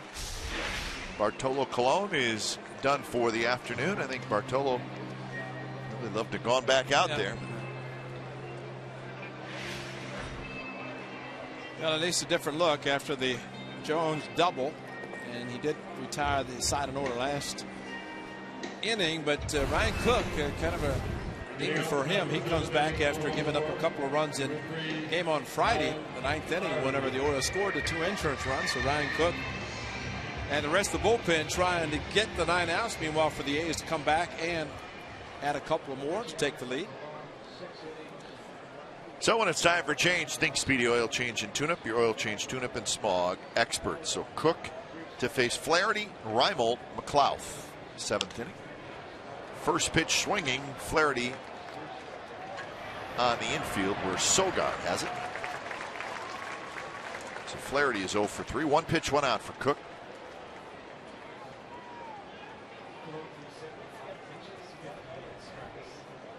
So Bartolo Colon, oh, interesting, right? He only threw 75 pitches. Yep, you know what I think that was? Even though it retired the side in order, it was the number of fastballs he threw, and they're going to be going back through the order the 3rd time. And Look at what the Orioles did top of the order. McLaughlin on deck circle, and that's kind of where it started in the 4th and the 5th. He also got a hit, so a lot of hits in the top part of the batting order, and of course coming on the fastball.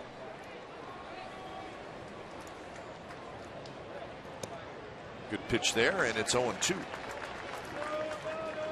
So 75 pitches for Cologne, gives up the 5 runs in 6 innings.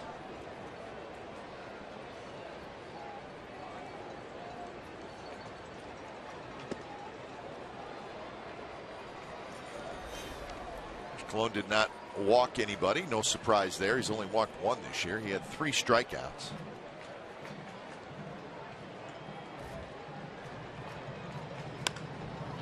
That one just foul. This guy's got to be happy to see Cologne gone. Reimold, who hit a couple of times. Reimold is 2 for 9 in the series.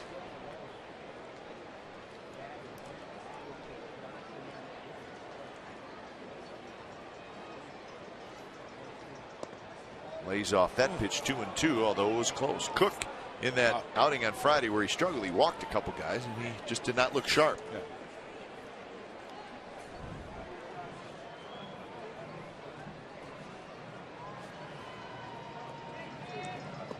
That's a good fastball, and it's a swinging strikeout. So Reimold has struck out 3 times.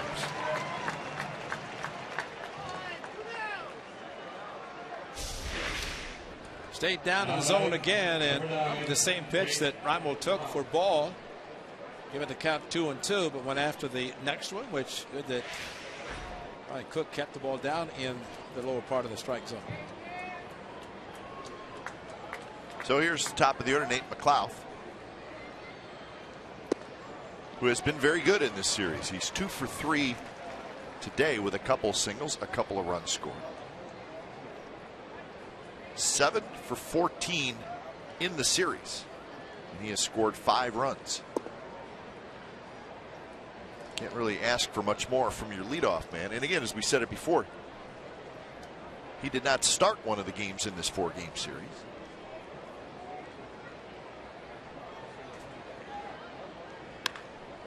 And there's another hit right up the middle.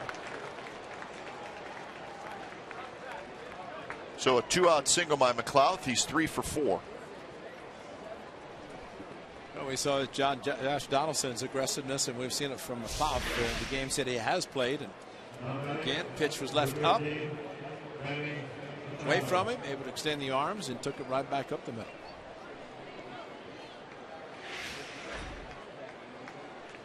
So Machado will hit.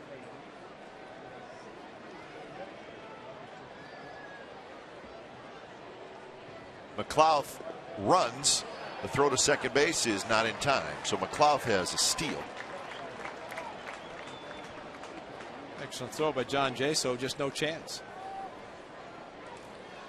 Well, 2 outs, and Machado has power, but thinking about a base hit, you see how far and the kind of jump that McLeod got. Of course, we've seen the Orioles run in this series, get runners in scoring position, especially with 2 outs. Ray, the Orioles have 5 stolen bases in this series. The A's have 0. And the A's are one of the better stolen base teams in the league.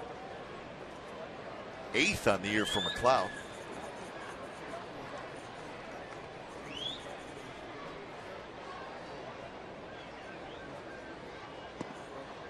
Strike call to Machado. Marquez will be next. What you absolutely can't do is give a run back here after you've dropped the 4 spot to get yourself right back in the game.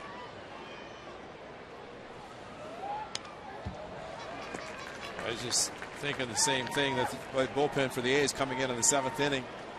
0s in the run column and get 9 outs. Give the club a chance to come back. Golden opportunity, bases loaded, 1 out, could not capitalize on it.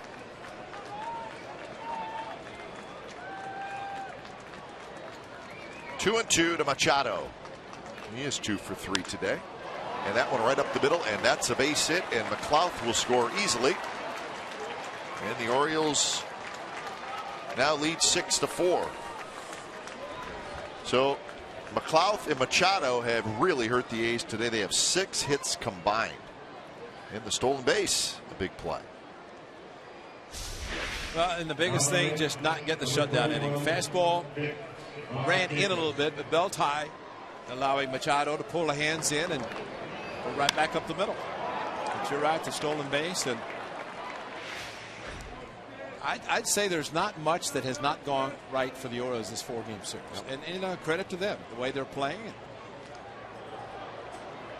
It's a series where it's one team playing well against another team that's not playing well. For the A's to have the bases loaded last inning, just one out, and one run away from at least tying the game, could not do it. In a matter of about 4 pitches, the Orioles were out of it. And then a shutdown inning. That's been the culprit for the A's in the series too. But all that will change. All those things will become positives. Start getting the shutdown inning. Start taking advantage of opportunities to score runs.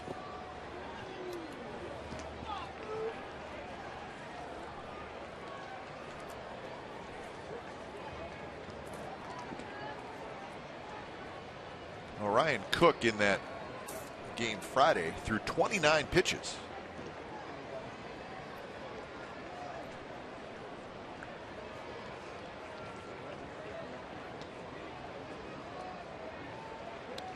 And that one straight to the backstop.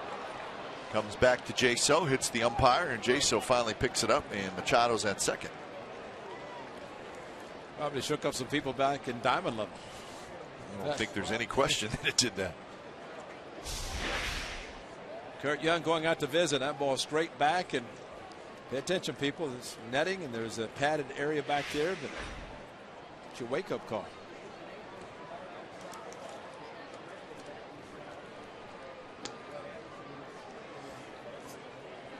And Ryan Cook may be a little bit frustrated right now.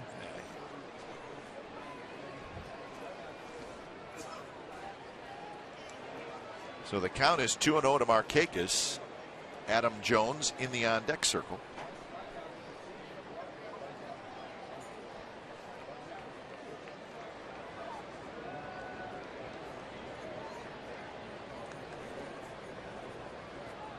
Markakis today is 1 for 3. He had a base hit in that 4th inning. Scored a run. He shoots one down the left field line, but it's going to drift into the seats. Hit pretty well.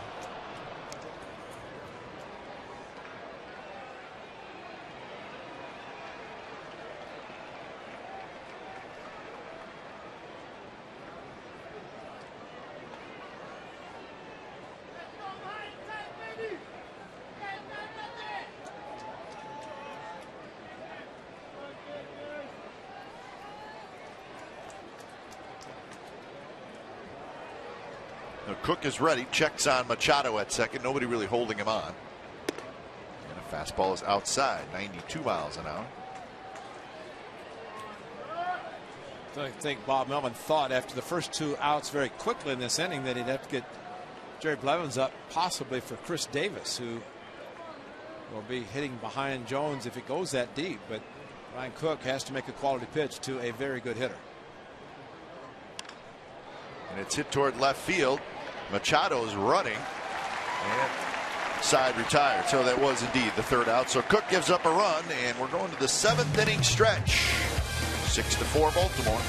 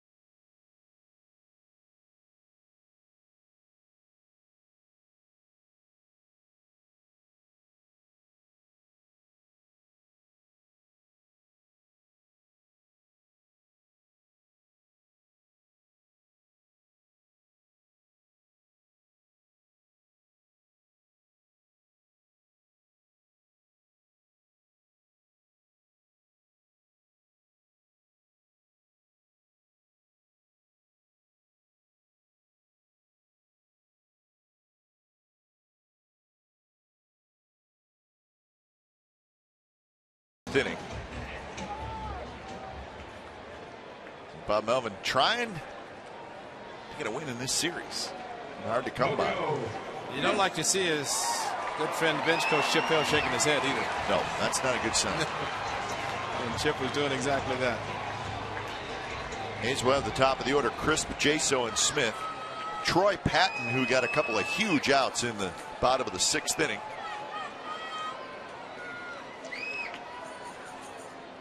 So he stays in there with Jaso and Smith, a couple of lefties to follow Coco Crisp. I'm sure that is the reason why Patton is in there. Derek Norris came running down from the A's bullpen, possibly to pinch hit for Jaso, maybe in the last inning if it gone to that spot in the lineup. But they see him stay on the bench since Jaso was the second hitter.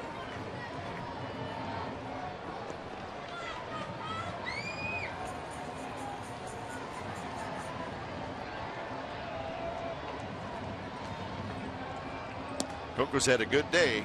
He's 2 for 3 with 2 doubles, an RBI, and a run score.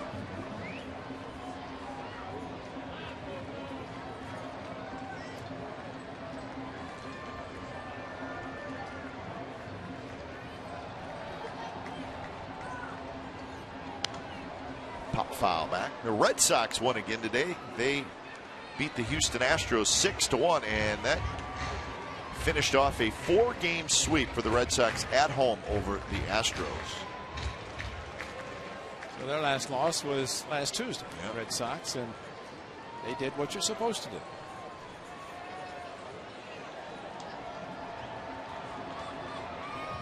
Outside, so the Red Sox are now 18-7. That's the best record in all of baseball. How about that? Darren O'Day starts to throw. The Red Sox off to a very fine start.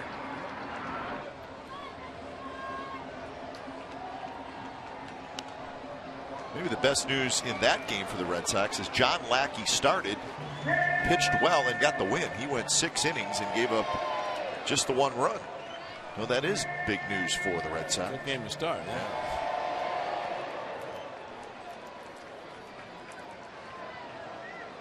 So the Astros are now 7-18 after being swept. Coco's worked it full.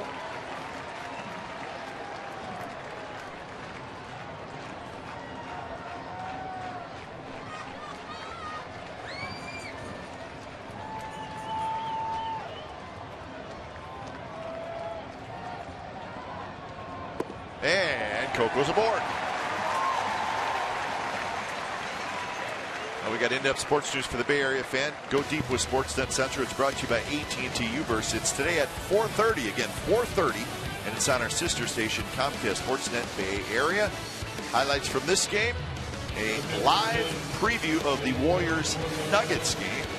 And the latest on the Sharks playoffs. Looks like the Sharks are going to be the 6th seed in the Western Conference. Vinny Bach, John Henry Smith will host.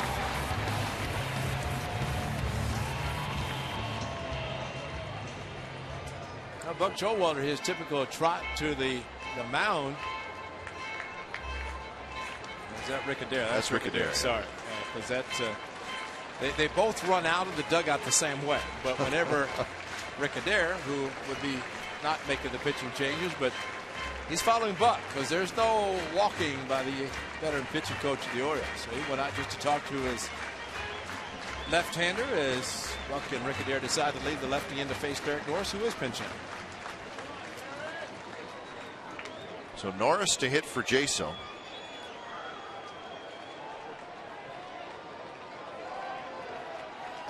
Seth Smith in the on-deck circle.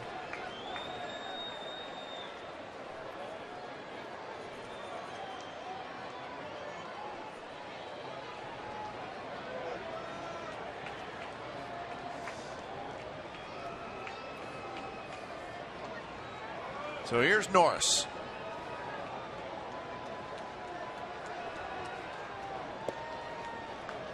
And Norris takes the first pitch strike.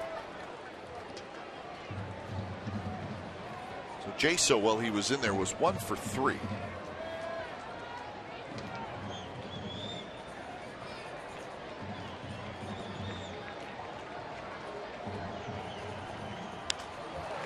drive to center, but right at Adam Jones, who's got it for out number 1.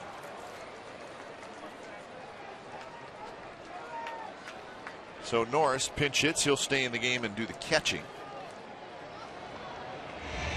And a couple of lefties warming up, Doolittle and Blevins.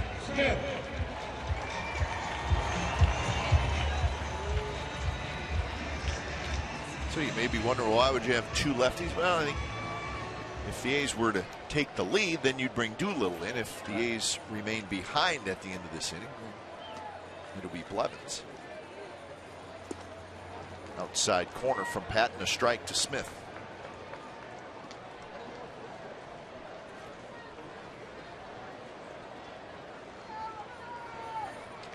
Smith, a ground out, a fly out, and an RBI fielder's choice in the 6th inning.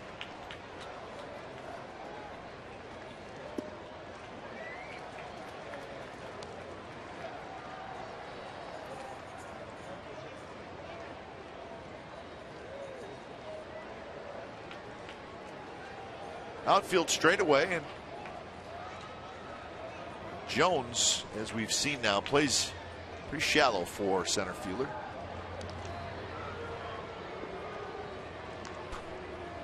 The Mariners have tied up that game at Safeco. Angels won, Mariners won in the 8th inning. Mariners still looking for the consistent offense. Just have not been getting a lot of it. No, they have struggled again, even with the new players. That one's hit well, center field.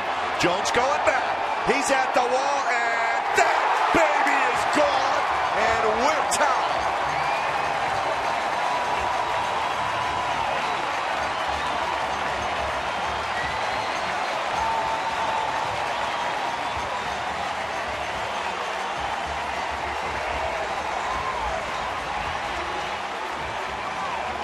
Buck Showalter comes out, but Seth Smith did not disappoint us on Hyundai Sunday as he takes the lefty deep, high above the wall in center field, and what a great shot by Seth Smith to tie the game. Wow. All right, when it's time for a change, think Speedy Oil Change and Tune-Up. It's your oil change, tune-up, and smog experts.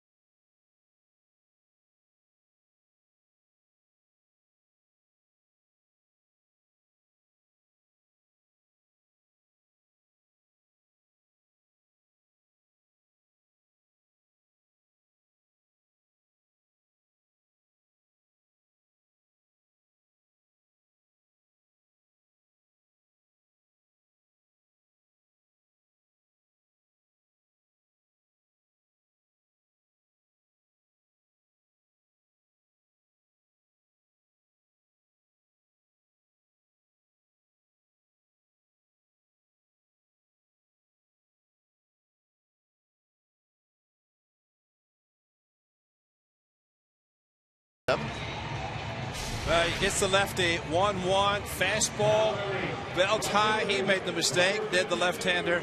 Patton, he elevated it, and Seth Smith, this ball is high up on the wall. Jones runs back, but look where it hits, way up high. And that is clearly a home run, but a great swing by our Hyundai Sunday specialist, Seth Smith. He knew it was gone. He took the little trot around the bases. The Calicut tongue. Home run tunnel. That's great. I like that. Calicut tunnel. The is pretty sharp, isn't it? So here's O'Day to face Cespedes. Still only 1 out. Started with a walk to Crisp. And then 2 batters later, Smith the home run to tie it.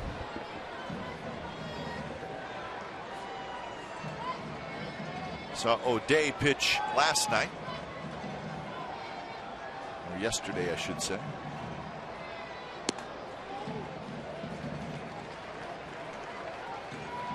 Moss to follow. So that's Troy Patton. He got those 2 big outs in the bottom of the 6th, but could not hold the lead here in the 7th.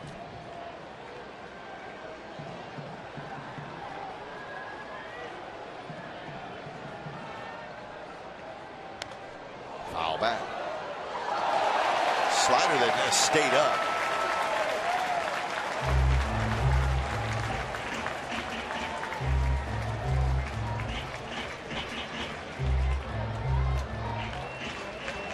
He has a tendency, or can, leave sliders up in the zone, and when he does, they become very hittable. And Cespedes, strong arms, great extension, almost got one, but hit straight back.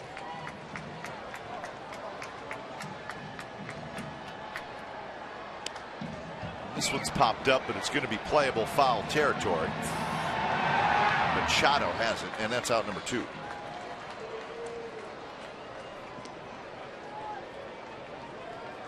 So the home run by Smith, his 3rd of the year.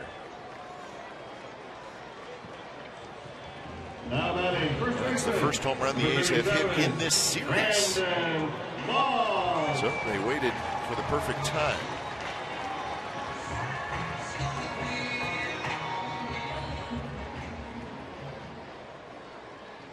So here's Moss to hit with 2 outs.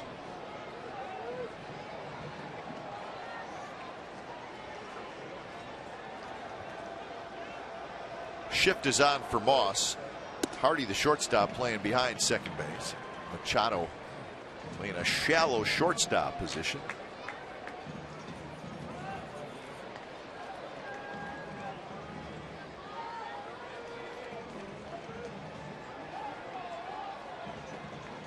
Swing and a miss. There's that slider that you see these kind of pitchers throw them a lot to right-handed hitters. Kind of a frisbee, and it kind of floats up, but sometimes the deception and the off speedness of the pitch. It's Brandon Moss swinging and opening, but swinging on top and missing. And there it is again. Looked like he threw that one actually a little harder. Missed inside. It's enough. He's underneath. It's tough to throw the ball hard, and all it takes is a little bit more upward in the angle and get the sharp dive going down and into the left hand. So 2-1 the count to Moss.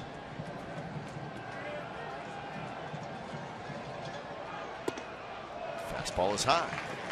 John Hirschbeck, although Seth Smith fastball up in his own, but John Hirschbeck likes the low strike. He likes the width and the low strike, but he will not give too much, if anything, above the belt. At least he is not today.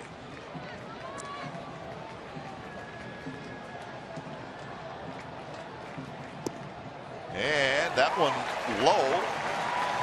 And Moss has walked for the 2nd time. It was close. That was a slider, too. Went back over the slider, and it stayed down and too low for even John Hirschbeck to go.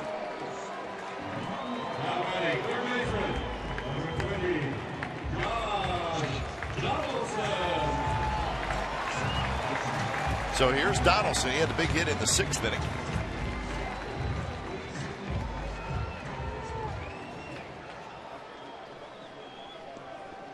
Donaldson, a bases loaded double that scored 2, and it got the score to 5-4.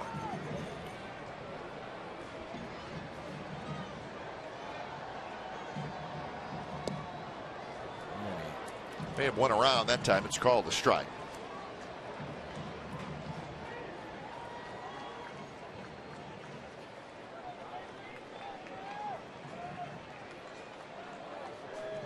So the A's with 4 in the 6th, 2 here in the 7th to tie the game.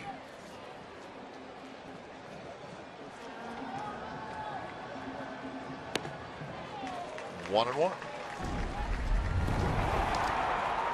This is a big one. 3-2. Fastball, bases loaded. Drilled it down the left field corner, and Joe Palmer, as he always does in the pitcher, he said, "I'm surprised he didn't hit a grand slam." I said, "You never gave any up." No, it didn't. But that's how strong and how hard that Donaldson swung and just had the top spin.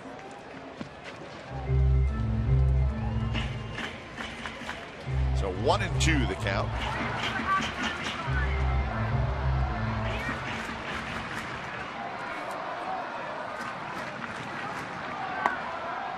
It's TJ McFarland. Another lefty. Orioles have 4 lefties in their bullpen.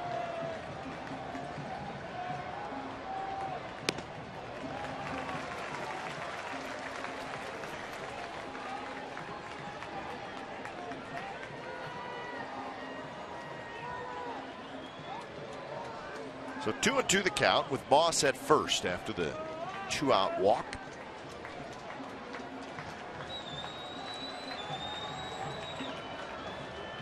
Way inside, 3-2.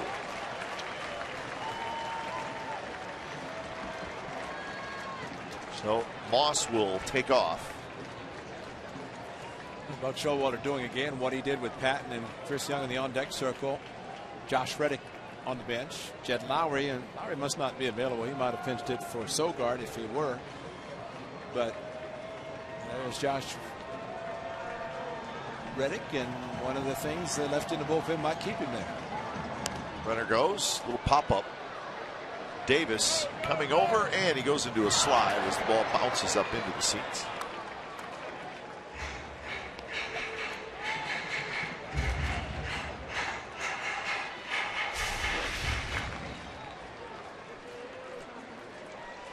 See, that's what you're supposed to do if you're Chris Davis. Go into the slide before you run into the wall. But if the ball is 20 rows deep, you shouldn't even be running over there. But that's hustle. He knows I didn't think that was that far in. No. But if it's foul territory, it's hard for first baseman, third baseman not to run over because a lot of balls will stay in play. Another 3-2 pitch, and again a foul ball. This one on the ground right side.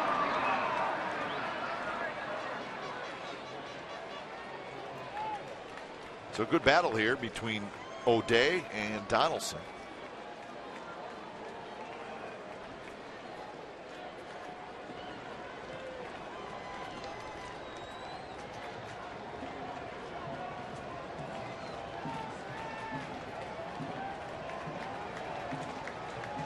So another 3-2.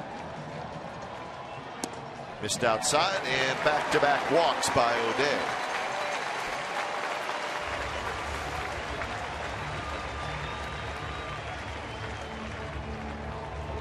Look, can the A's do something with 2 outs like the Orioles did at the top of the inning? Chris Young's going to get the chance.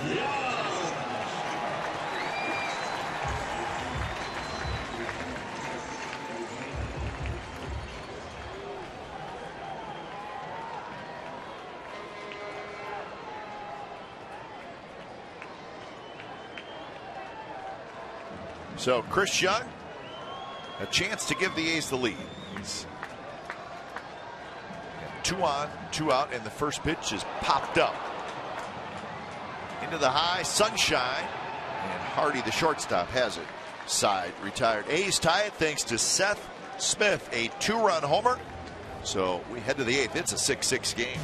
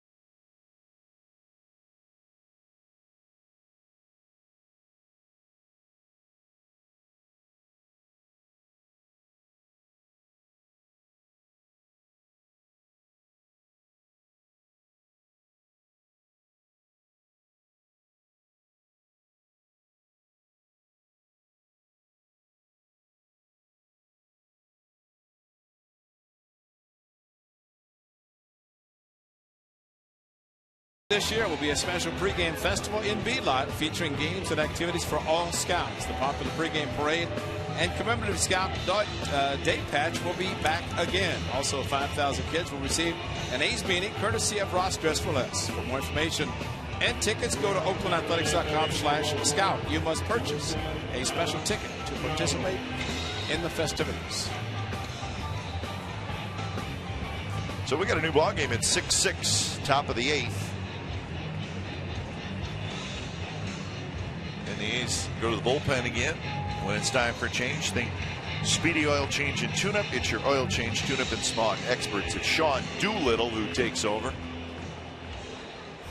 So Doolittle will face Jones, Davis, and Wieters here in the top of the 8th inning.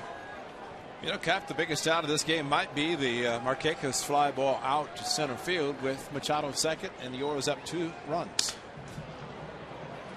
On the infield, jam shot. Rosales has it. 1 pitch, 1 out. Because that was another 2-out hit waiting to happen, and it did not. Cook got out of that inning, just allowing the 1 run, giving Seth Smith a chance to time with a 2-run home run. Chris Davis. Here's Davis.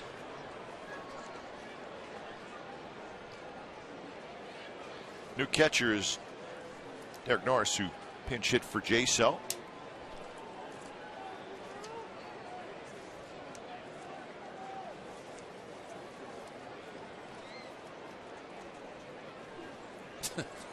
John Hirschbeck finding some splinters around the home plate area, so takes care of that.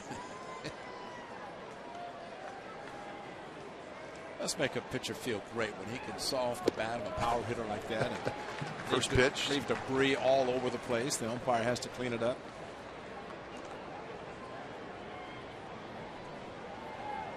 Oh, 1 to Davis, who's 1 for 3 with a 2-run double. He has a big swing, hits it high, deep, and foul down the left field line. That game up in Seattle, the Angels had a 1-0 lead. And Jason Bay hit a solo home run in the bottom of the 7th to tie it. In the bottom of the 8th, Michael Morris hit a solo home run, and now the Mariners have a 2-1 lead, and they're 3 outs away from a win. That drive to right center, that's hit well, and that one is gone. Unbelievable. An 0-2 pitch.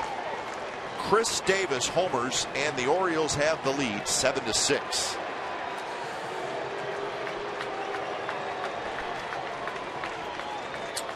And the one thing Sean Doolittle was concerned about just happened. Not so much the home run, but the pitch selection on the 0-2 slider. That's a one-handed swing. One-handed. Look at this. He releases the hand, and that's a slider, belt high, and there was no doubt. The ball was crushed to right center. Gave up a home run to Carlos Pena to left field on a fastball. But that was a slider, and he started throwing a little bit more, and he was concerned that if he gave up a home run, he didn't want it to happen on that pitch, and it just happened. So that's a big home run, folks. Chris Davis having a sensational year.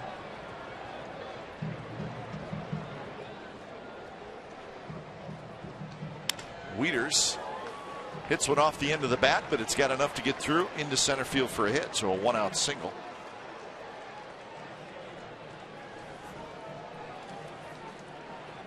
Well, really, Ray, it's 2 teams that both have very good bullpens, but in this game the bullpens have not been sharp.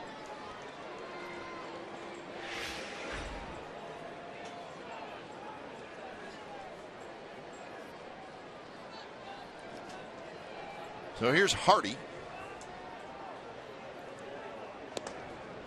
Fastball there right on the outside corner.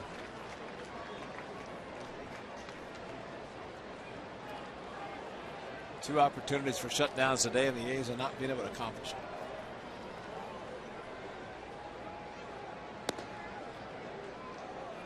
it. Doolittle pitched on Friday.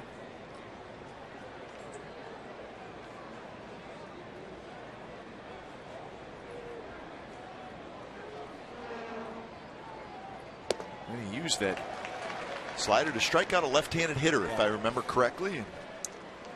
But the real reason, he knows that if it's going to be a successful pitch, he has to throw it hard. It's almost a chase waste. Especially 0-2, right? Yeah, and you don't want to get, especially a left-handed hitter, a chance to have any possible contact with the ball. Rosales has it. Out at second, safe at first. Hardy beat the throw. So the inning stays alive. Rosales at least getting the lead runner is going to be tough to double up Hardy, who does run well. The high chopper anyway made it difficult. Number 3, Ryan Flaherty. So here's Flaherty, lefty on lefty. Brian Mattis, speaking of left-handers, is warming up in the bullpen. Their closer, Jim Johnson, has pitched in the last 2 games. We'll see if he's available today.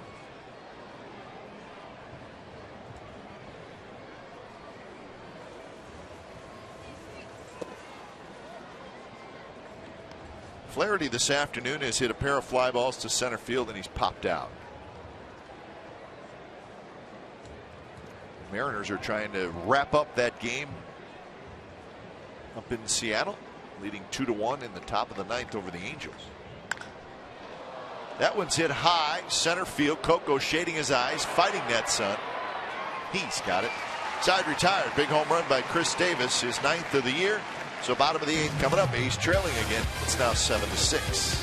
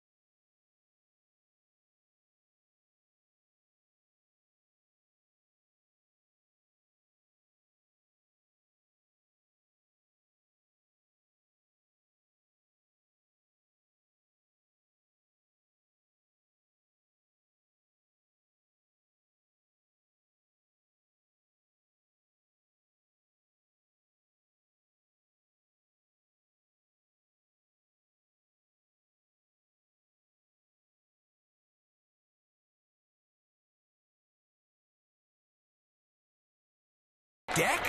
No way! Here's our game summary. It's brought to you by your local Toyota dealers. A's were trailing 5-0, and then they started their comeback in the 6th inning. Coco with an RBI double. One of the big hits, Donaldson, a 2-run double, so they got to 5-4. It was 6-4 when Seth Smith tied the game with 1 swing in the bat. His 3rd home run of the year. That was in the bottom of the 7th. But unfortunately, top of the 8th, Chris Davis having a huge season. A solo home run off Sean Doolittle, and that gave the Orioles the lead back. So it's a 7-6 Orioles lead as we head to the bottom of the 8th inning. 7-13-0 for the Orioles, 6-8-0 for the Athletics. Both pitchers were rolling along, and they both got pounded in 1 inning.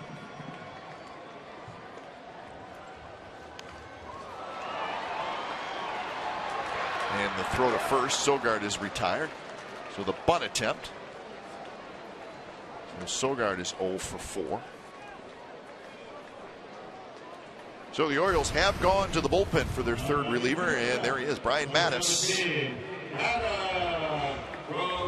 So Mattis comes in. It's been Gonzalez the starter, then Patton the lefty, O'Day the righty, and now Mattis the lefty.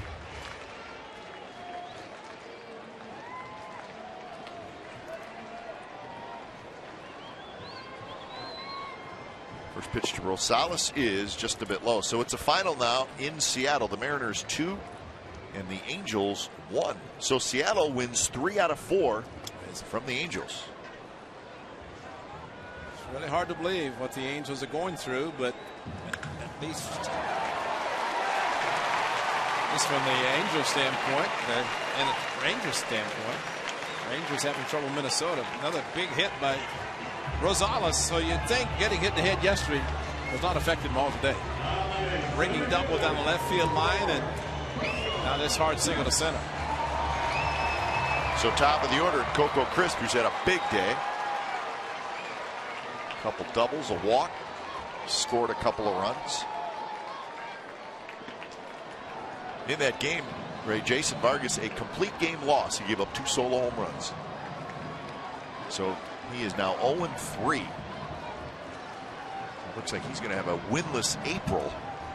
Going to walk your free agent. Pitched great today, but a couple of mistakes. Wilhelmsen got his 8th save. So the Angels will come to the Coliseum, and they will have a 9-15 record.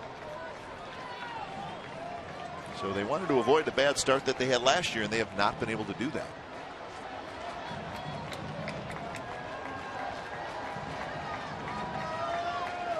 Oh, 1 pitch is outside.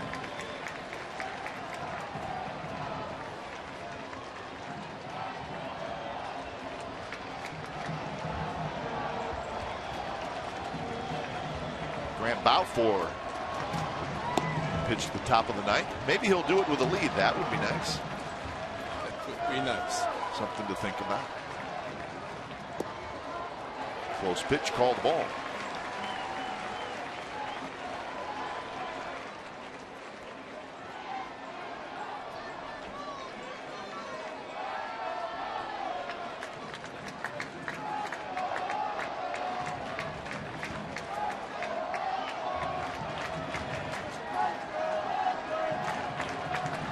Short lead by Rosales. Strike called. Coco thought it was low.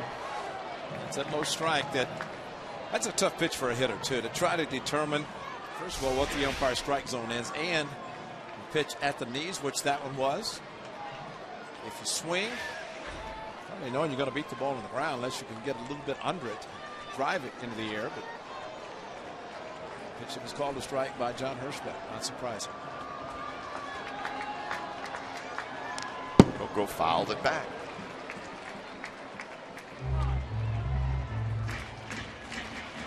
Well, if you told us in the very first inning that Hirschbeck has a low, likes to low strike, well, then every hitter knows it. That's right.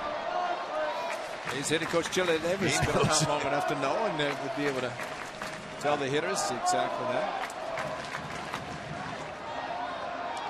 Coco hangs in there. And there's an example right there. Down low, don't take a chance of being called out.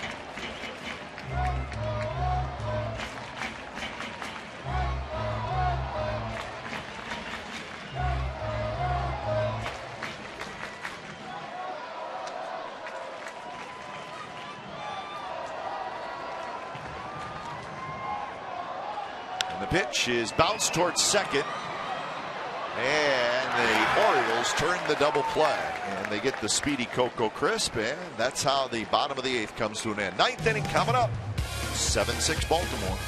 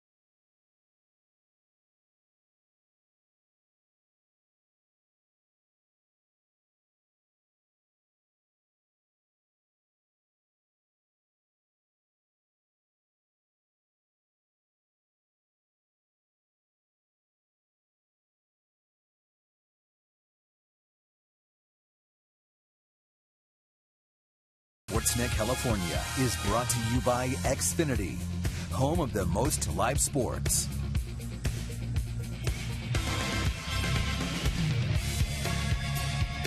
Well, as we check out the great fans in the right field seats, well, that must mean the Balfour Rage is out, and that must mean Grant Balfour is in the game, and he is. First time in this series. In fact, last pitched on Wednesday in Boston. So it's just been one of those things for Grant Balfour where if your team is struggling some and the A's have lost 8 out of 9 and you're the closer, you're just not going to pitch a lot. And when you do, it's going to be one of those get some work in things, which every pitcher hates. Especially a closer who is accustomed to getting energized to come into a game and have a game on the line to try to save it. But right now he's trying to save the A's from going to the bottom of the 9th inning, trailing by more than the 1 run. So in a sense, it's not a save statistically, but put a 0 up, even better. Yeah, you're right. This is not a get some work in appearance. No.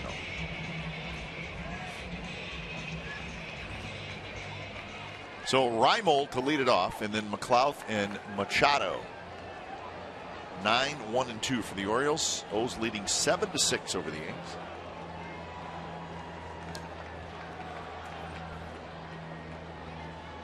First pitch is in for a strike.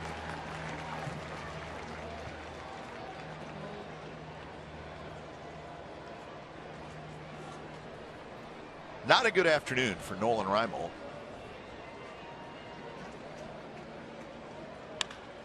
Shoots this one toward right. Young gets back. He's right there. And that's out number 1.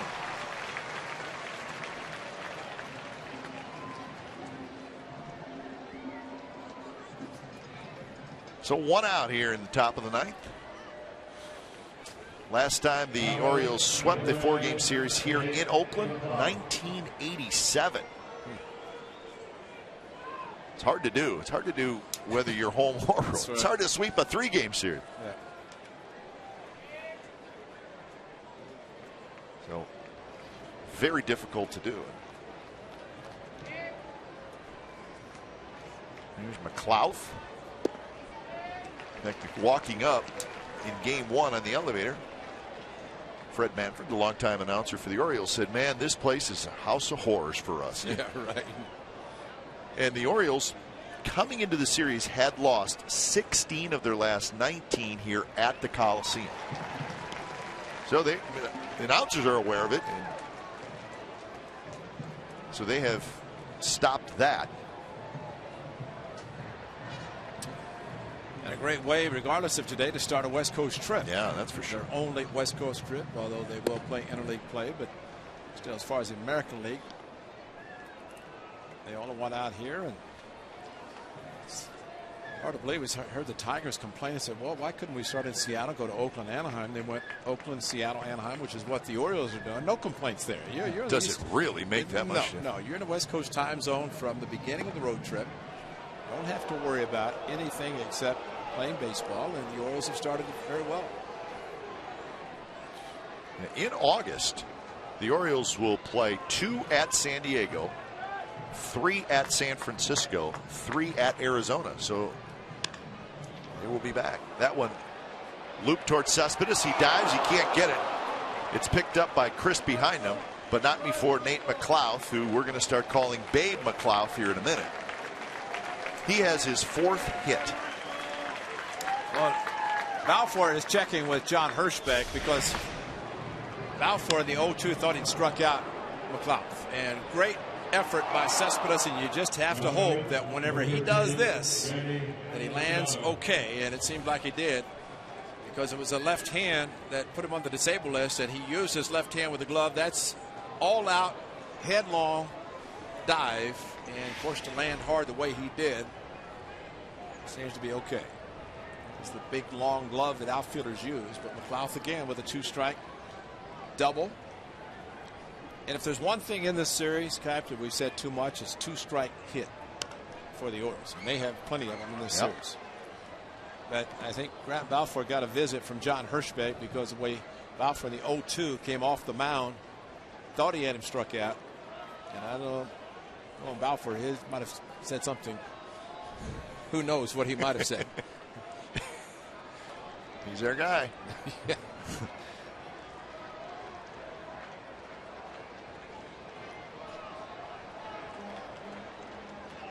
Well, you said too many 2-out hits. How about just too many hits in general, Ray? That is now 46 hits by the Orioles in this series, and 14 today.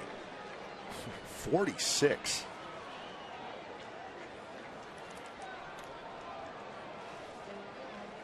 We've said many times it's not who you play, it's when you play them. No question. And I think to some degree with the new scheduling where you're seeing teams only one time out of your division, or one time at home, one time on the road. I think there's some teams you don't want to see more than one time at home and road. And that's trouble, folks, and that's going to one-hop the wall. So Machado has a 4-hit game. McLeod scores 8-6. So your 1-2 hitters each have 4-hit games.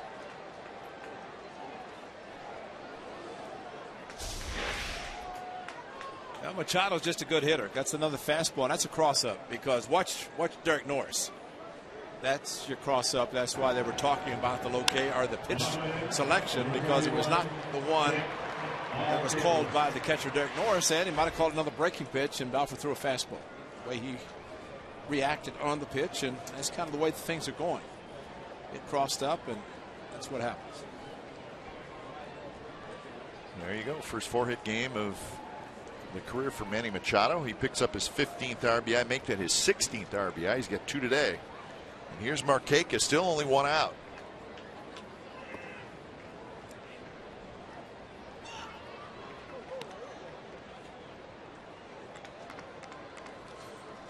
Interesting is both McLeod and Machado made out in the first inning. That's right.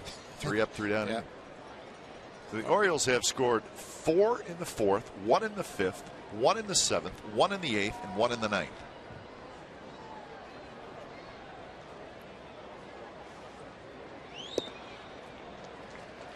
A 1-1 now to Markakis, who's 1 for 4.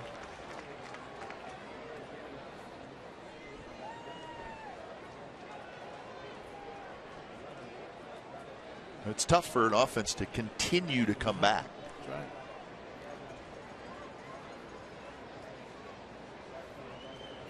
We headlined the return of Yoenis Cespedes in our open, but really emphasized again the importance of scoring runs. Sure. The pitchers just have to hold them down and stop them.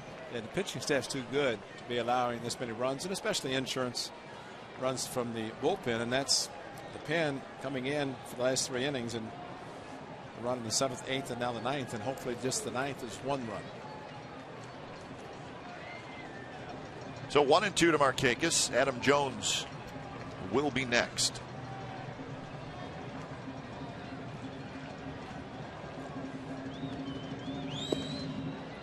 Just a touch outside, so the count evened up.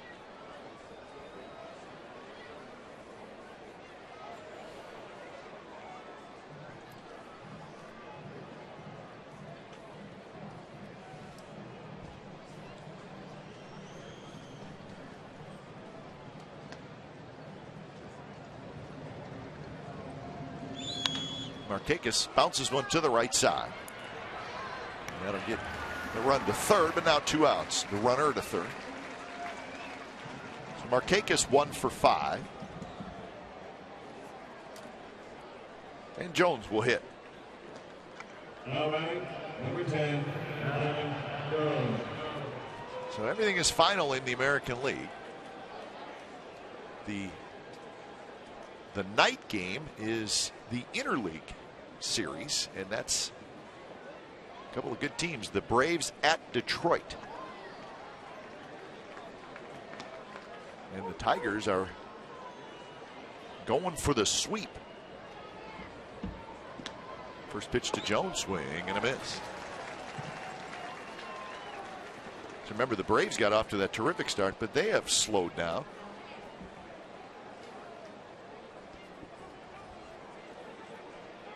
There's also game 2 of a doubleheader tonight with the Indians and the Royals playing.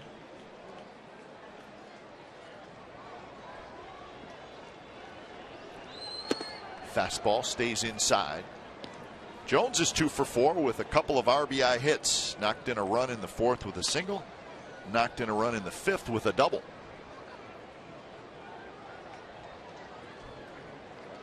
So a couple of clutch hits.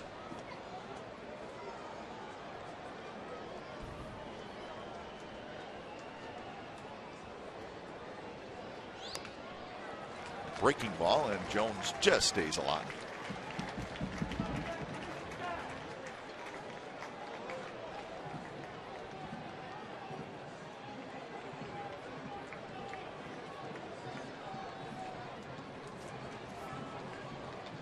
In the bottom of the 9th, it'll be Norris, Smith, and Cespedes, and the bullpen is quiet for the Orioles, so their closer, Jim Johnson, will not come in the 9th.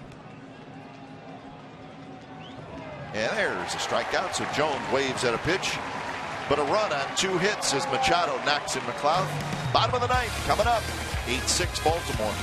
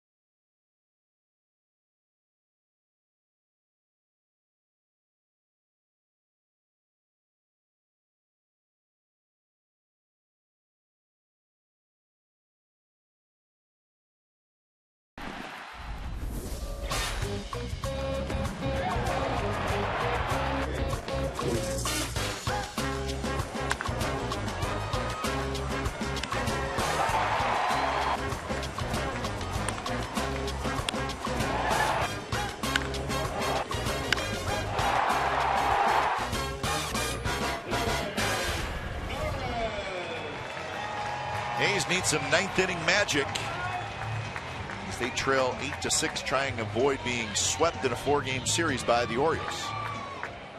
So they trail by 2. Brian Mattis pitched the 8th inning. He's going to try to pitch the 9th inning with Norris leading it off.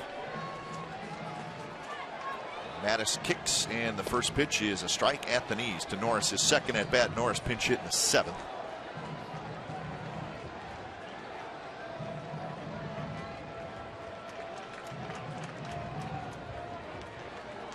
A's once trailed 5-0. In fact, it was 5-0 after 5 innings. A's have come back to make it a game. Orioles have won a franchise record 103 consecutive games when leading after 7 innings.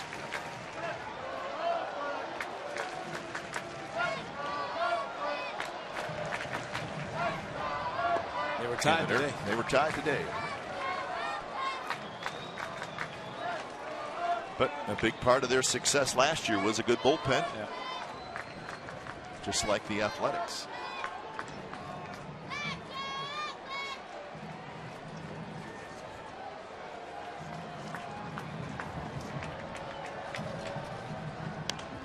Foul ball. So Mattis trying to get the save. He does not have a save this year.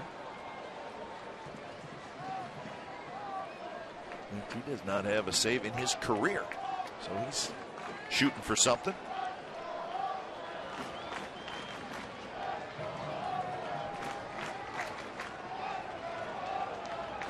Ball is loose out in right field. Pedro Strop is warming up. Does that shock you? No. The way he threw yesterday. There may be another one rolling out there. Did not find the plate.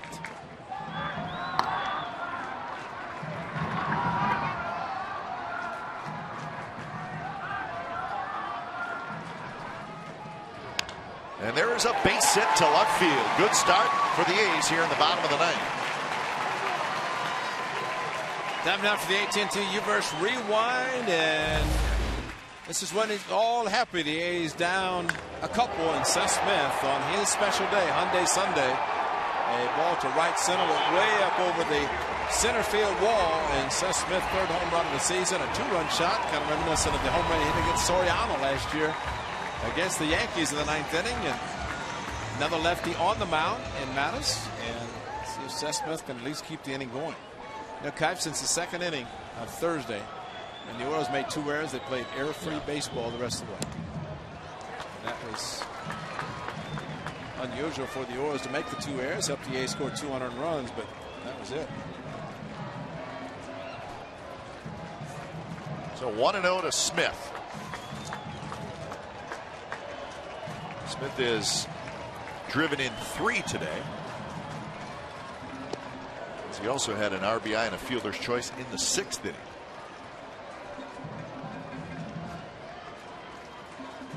A's post-game live coming up after the game. We'll be back with you tomorrow night for Game 1 of the A's Angels series. Dan Straley is going to pitch for the Athletics. Swing and a miss, 1-2. That threw him a fastball. Seth Smith hit the home run, but Mattis back-to-back breaking pitches.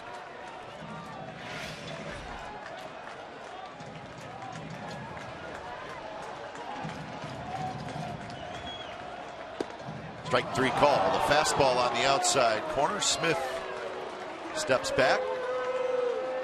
Maybe slight disbelief. I think the slider set it up, and it had to be with a couple of strikes protecting it. Slider, and Mattis throws a perfect strike to the outside part of the plate. So that's out number 1 here in the bottom of the ninth, and that'll bring up Cespedes. So this will be a fun matchup, because got to believe Cespedes is thinking about the best way to tie this game.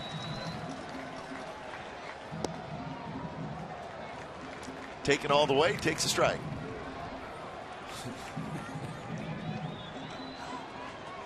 Maybe wanted to look at Mattis. Maybe that's all I could think about. Maybe he's confused with the pronunciation of the spelling of his name. Maybe. But he's not up there as a hitter trying to get or be a base runner. I mean, he has the power to tie the game, and that's what you think about with a runner on base and down by 2 in the ninth inning.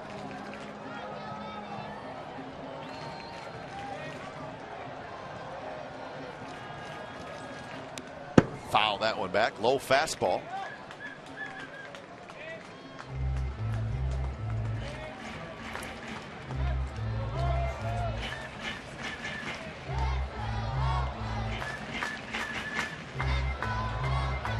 Moss will be next. So the A's have a couple of power hitters up in a spot where a home run would tie the game.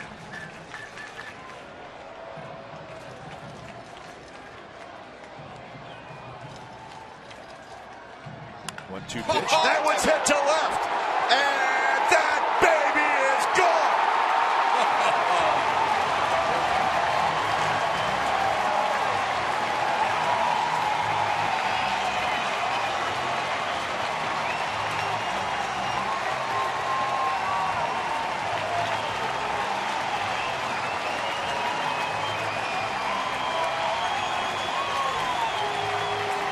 Oh, he went soft, Kipe. He went off speed, and Cespedes so strong, just missed the fastball the previous pitch. And you want to see a rocket off of a bat on an off-speed pitch. We just saw it. So he knew what he's doing, taking that first strike, I guess. That's right. Boy, did he crush that. So here's Moss. broken bat roller. Left side. Moss is retired for out number 2. Watch a swing on an 84-mile-an-hour off-speed pitch. Look at Cespedes. He knew. Dropped his bat. Mattis, don't know why he's even looking, because maybe he just wants to see how far it would go. Because Cespedes absolutely crushed it. It's like your drive on the 18th. That's right. right. You hit about 300 yards just at Byridge. So Mattis will lead. And the home run has been the big key for the A's comeback this afternoon. Well, Mattis leaves. Could not get his first career save. You know, that's a good point, Cat, because there are a lot of guys that Mattis, of course, was a starter, went to the bullpen. Johnson, evidently not available, but a pitcher gets an opportunity to do something he's never done. In closing a game, they say it's easy. It's not as easy as people think to get. I mean, and especially with a 2-run lead, you think, well, that's going to be something that will be relatively easy to do. But Cespedes, his first game back. Ryan Cook, who's been in this game, still on the bench. That's always great to see a reliever pitch an inning and stay on the bench. But Cespedes, just a tremendously strong swing by Yoenis Cespedes, out on the front foot. And they were talking a year ago, could Cespedes hit the off-speed pitches? He has shown the discipline on sliders away from him, and he just showed what he can do with an off-speed pitch that's down and just a buggy whip. What a swing for Cespedes.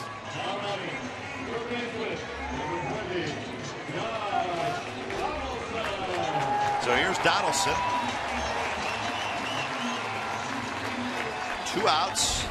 Pedro Strop comes in. And he pitched last night, and he was not very good.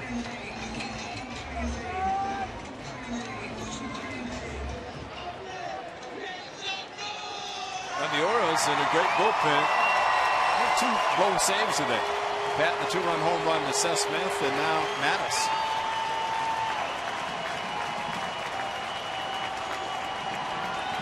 So here's Donaldson, 1 for 3. Got a double, a walk, and a couple of RBIs, and he takes inside. Strop is as wild as he was yesterday. A's may score a run with 2 outs. He may not have to put them all in play. He was all over the place yesterday, and unfortunately, Adam Rosales. 2-0.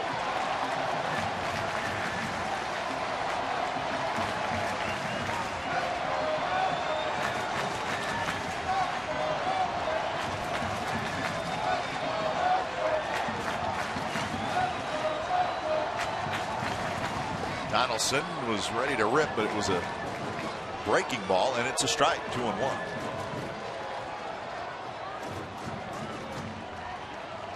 So Donaldson now with 18 RBIs on the year. It's the closer, Jim Johnson. He pitched on Friday and on Saturday, so he was not out there this afternoon. And I'm sure it was not his decision to not be out there. Early in the year, manager probably is not crazy about putting your closer out there 3 days in a row. Again, an excellent point, because you don't want to burn your ace in April and May and not have him available in August and September. And the days you have to sacrifice that. And there's the walk. So Pedro Strop right back where he was yesterday. And now the A's have their winning run at first base with 2 outs.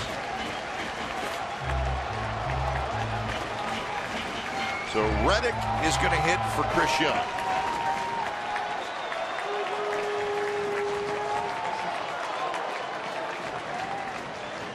Your attention, please. Ladies and gentlemen, for the Athletics, batting for Chris Young, number 16, John. So Reddick hits here in the 9th.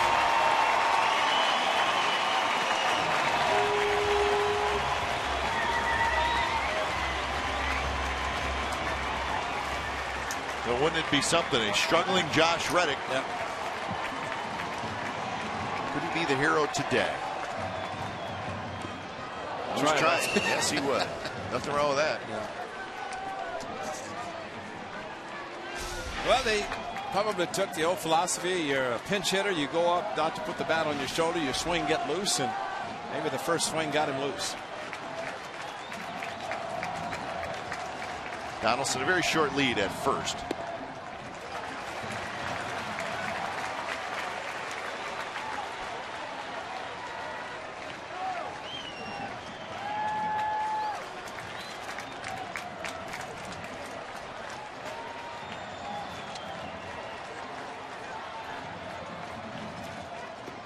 Reddick tries to hold up, and he did. So a very close call.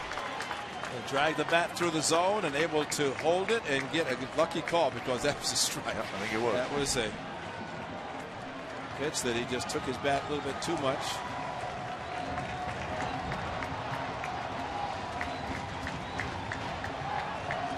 That was your winning run, Donaldson. One thing Mike Gallego has said, our guy is running hard. Moss did it yesterday. He's able to score on Donaldson's double. And that's what the base runners want to do. You run hard, give Mike Gallego, the third base coach, an opportunity to send him or stop him. Reddick holds up, and it's 3-1.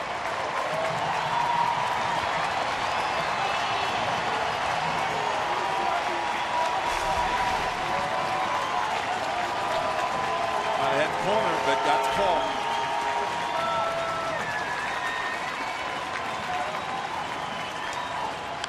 Reddick, good swing there. Fouls it straight back.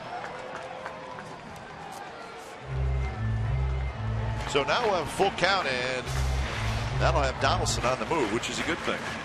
Another big swing, made contact.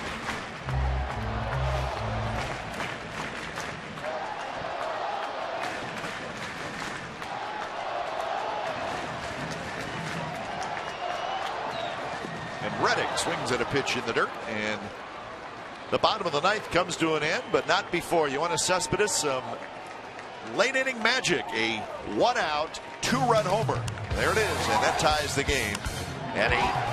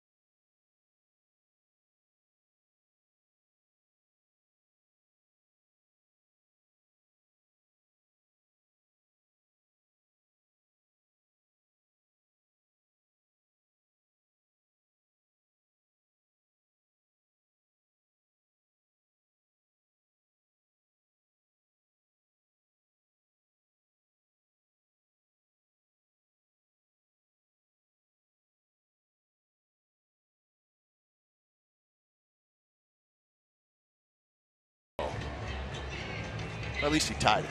Yeah, well, he's a hero. Just to be a full-on hero, you need to win it. Well, maybe he'll get a chance to do that. 2-run homer in the bottom of the ninth tied it, so it's an 8-8 game, extra innings from the Coliseum. Your point that you brought up is you see Jerry Blevins coming in to try to take the A's the bottom half of the 10th inning, still tied.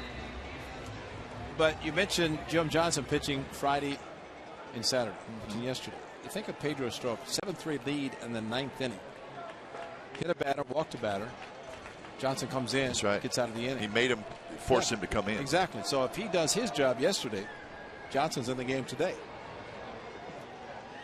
And you've heard us say this before. If your team's losing by a fair amount late in the game, one of your goals is to get the other team's closer in the game. Now, it doesn't sound like a big deal, but sometimes it has an effect later on in a series, and that's exactly what happened so far in this series.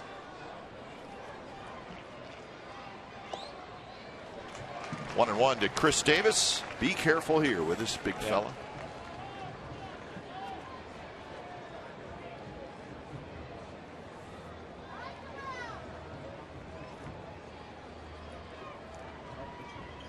Davis, homer, double, 3 RBIs. And he hits one on the ground. Sogard has it, and that's out number 1.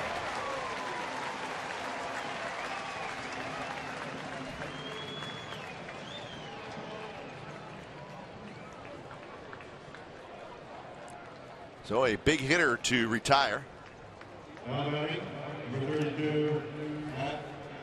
So here's Wieters, switch hitter.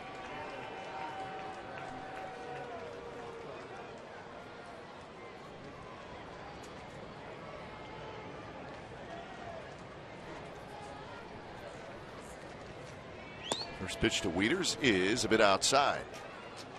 1 for 3 with a sacrifice fly for Wieters. His hit was a single in the 8th inning.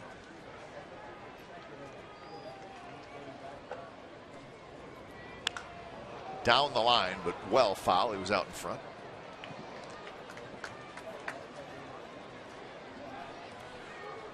A's outfield all the way around, playing no doubles, and of course very, very deep. Extra innings and a lot of space between the infielders and outfielders, but trying not to allow the hitter to get into scoring position with an extra base hit. Well, Blevins is the 5th pitcher of the day. Cologne, Cook, Doolittle, Balfour, and Blevins. Both teams well into their bullpens at this point.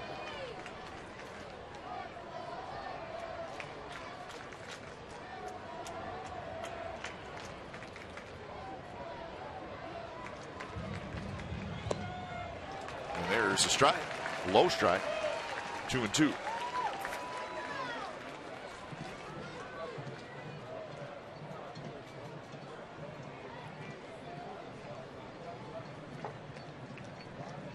J.J. Hardy is in the on-deck circle. Swing and a miss. Wieters waves at an off-speed pitch. 2 outs.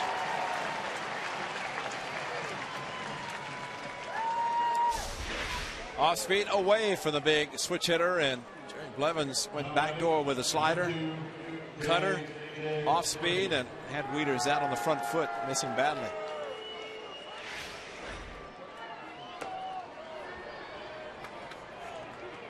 So Hardy steps in.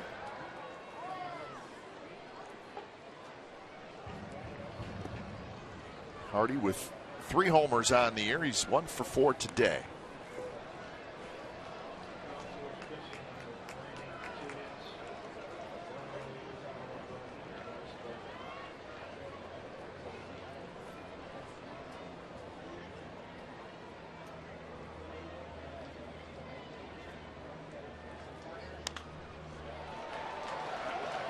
Foul territory, Rosales, and Rosie has it, and that's a 3-up, 3-down inning for Blevins. Bottom of the 10th coming up. A's a chance to win it.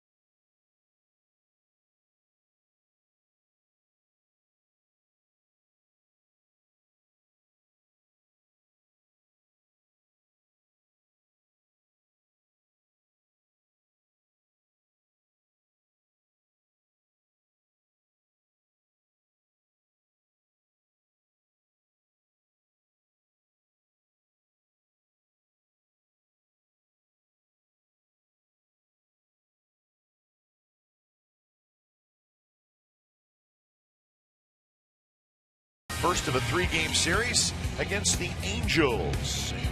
Dan Straley is going to pitch, and he will be posed by right-hander Tommy Hansen. Coverage begins at 6:30 with A's pregame live.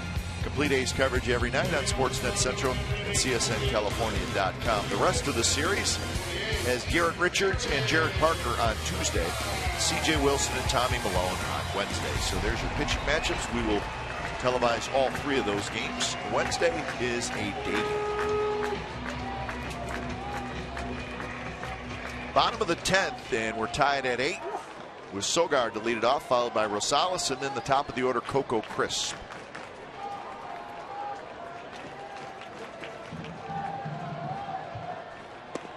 Pedro Strop has really not shown very much control in his 2 appearances in this series, yesterday and today. He was able to get the big strikeout of Reddick to end the bottom of the 9th.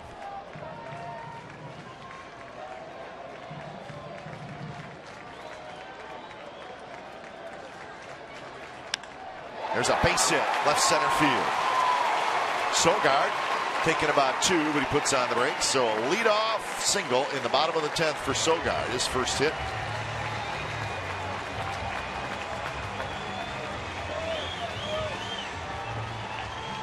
Man, it's a good start for Sogard and the Athletics. He elevated the pitch, did Strop, and nice inside-out swing by the second baseman today.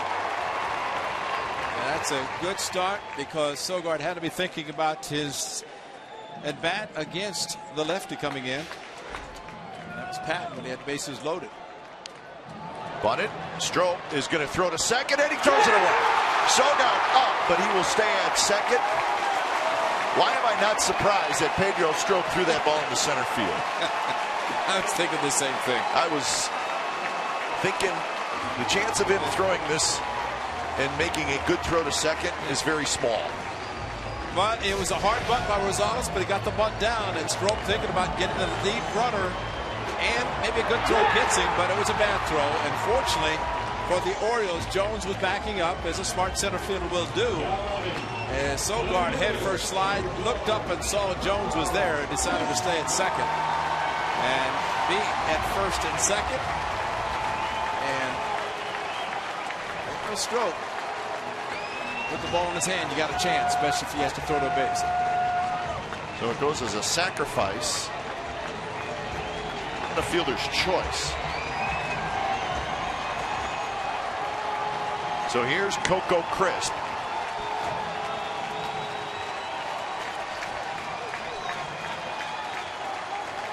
I think there's looking for a bunt. And it's a good one. Machado is going to pick it up, and he throws to third. He throws it away, and Sogard waits to get up. Now he finally does get up. The throw to the plate, not in time, and that is how the A's win the game. Wow. Unbelievable.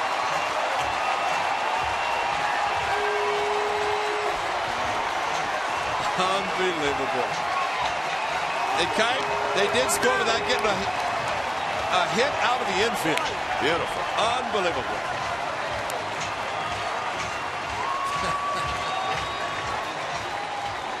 So it's not always pretty, but when you've lost 4 in a row like the A's have, and now that losing streak is over, they will take it. So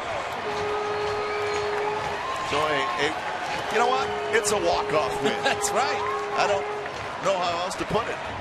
Eric Sogard, we almost ran down there and picked him up and sent him home. Well, my guy goes trying because Machado goes to third and ball easily in the left field. Guy goes, let's go, let's go, let's go.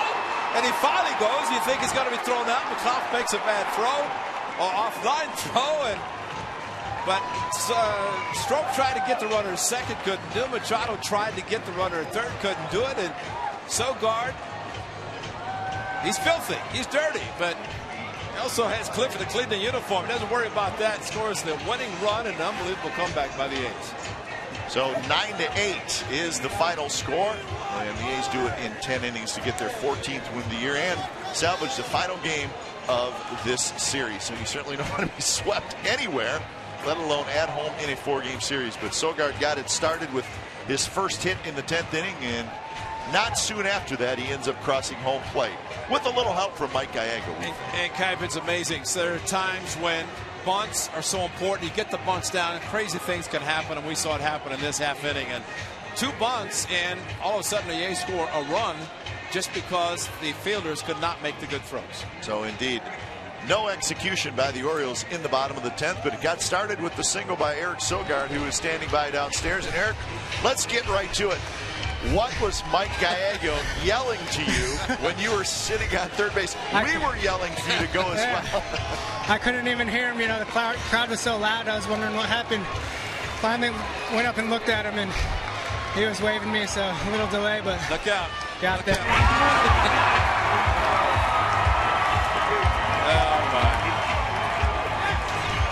got the eye protection. You got the glasses on. I got the eye protection. Yeah, that's right. They got that nerd sign out there for a reason, huh? That's perfect. Yeah. You know, what's interesting, so when you got into second, can you hear us? Yeah, I got you. When you went the headlong dive into second, stroked through the ball to center field, you started to run, you peeked back and you saw Jones was there. Yeah. I mean, is it something you weren't expecting, the throw to come to third, because you didn't seem to do that, you needed help from my guy? Oh my God. Well, going into second, I knew it was going to be a close play. You know, I figured I'd go in head first to make it as close as I could. He threw it away. I was thinking about going to third, but, you know, Jones is a great arm out there. Helped me in a single there with a great throw, so I want to play that safe, especially with no outs. And, you know, same thing on the play at third. I knew it was going to be close, so I'm going in head first. Eric, you saw Stroke pitch last night. He did not have very good control.